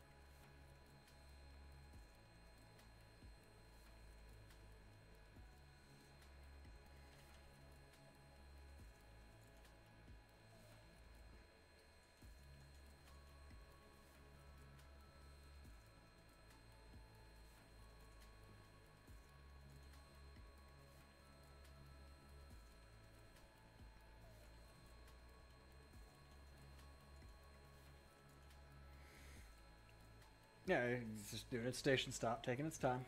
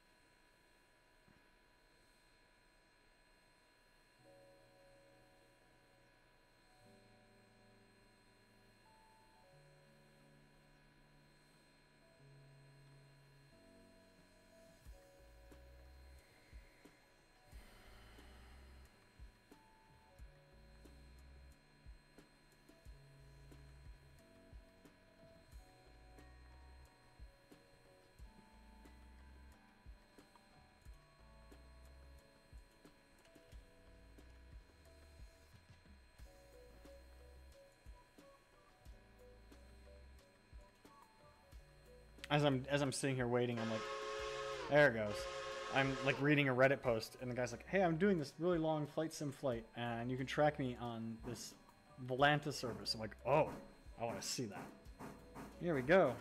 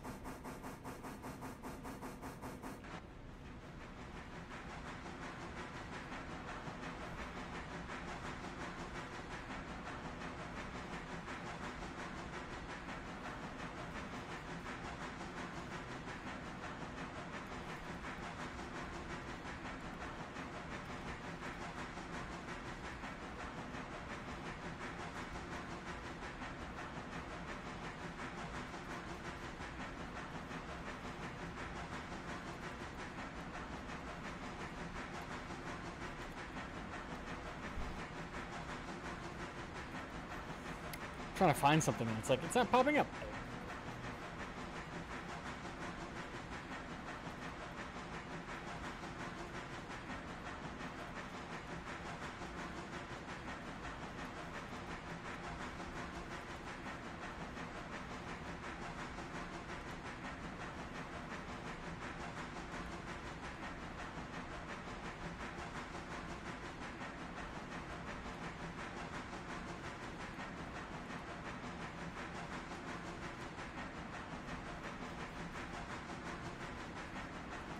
Nah, I'll look it up later.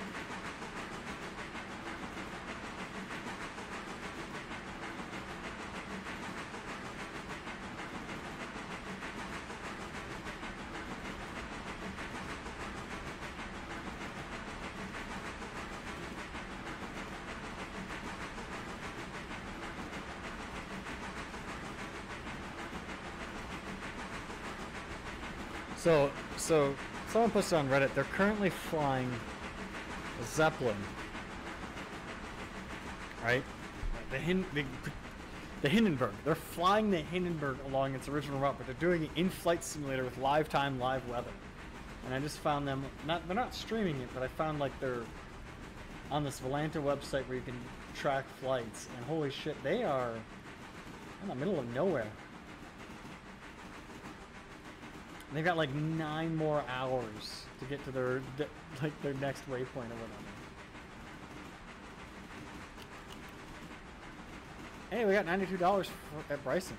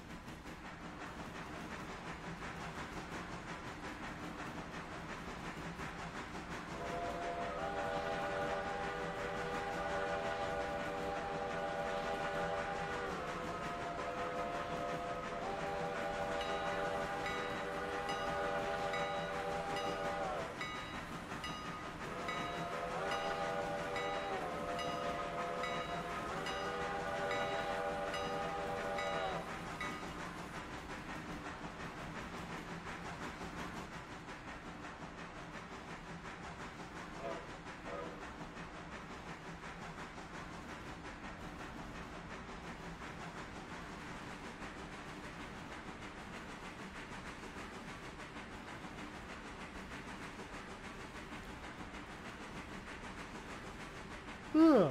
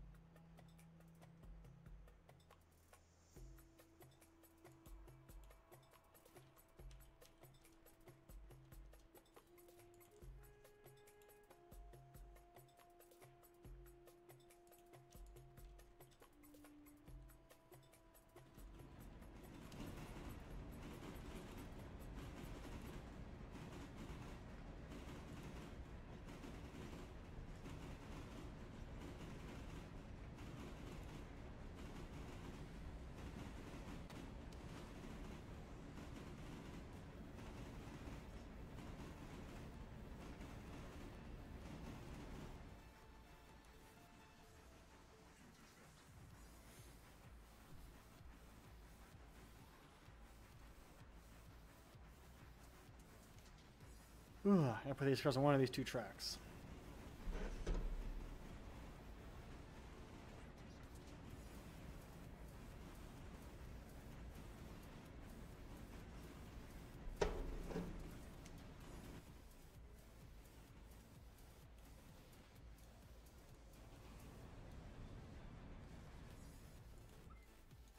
Oh, and I stopped it perfect. And, yeah.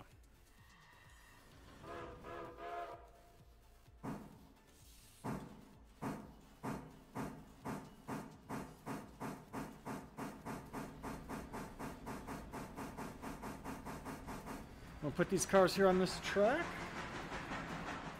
And then I'll see if I have the energy. Like, I'm getting kind of tired.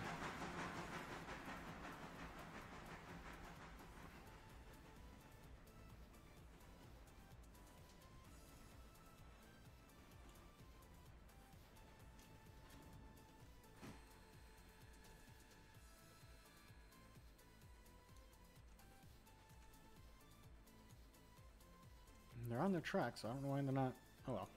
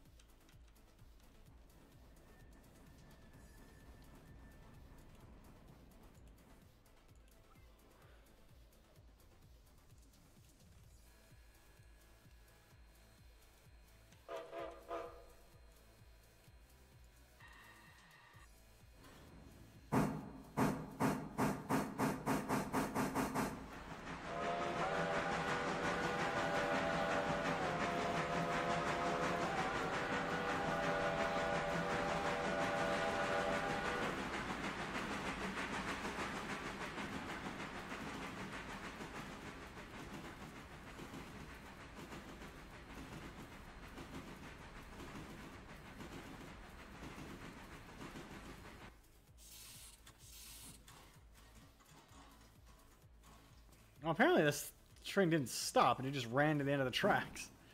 Fun.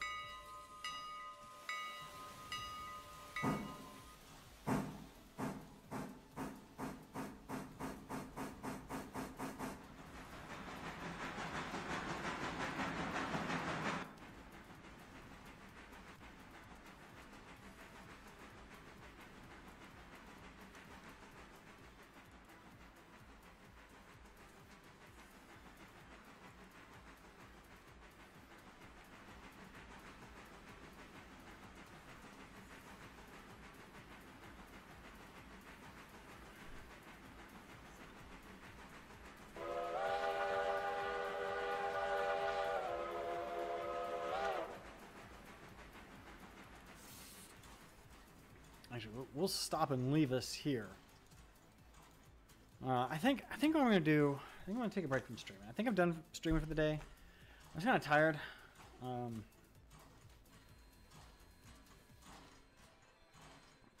If you've been watching and you're like, you know what, I want to join that and play. Let's see.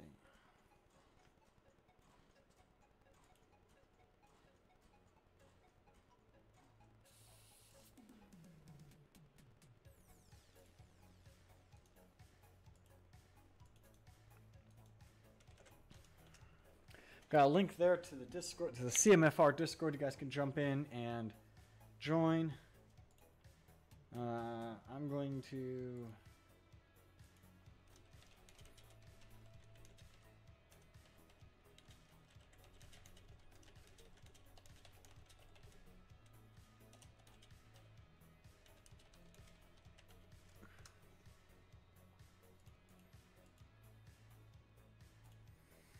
I'm going to go ahead and end the stream. I'm going to put a password on the server, though. If you want to join, check the Discord. Information to join the session is in the Discord. But yeah, guys, thanks for watching.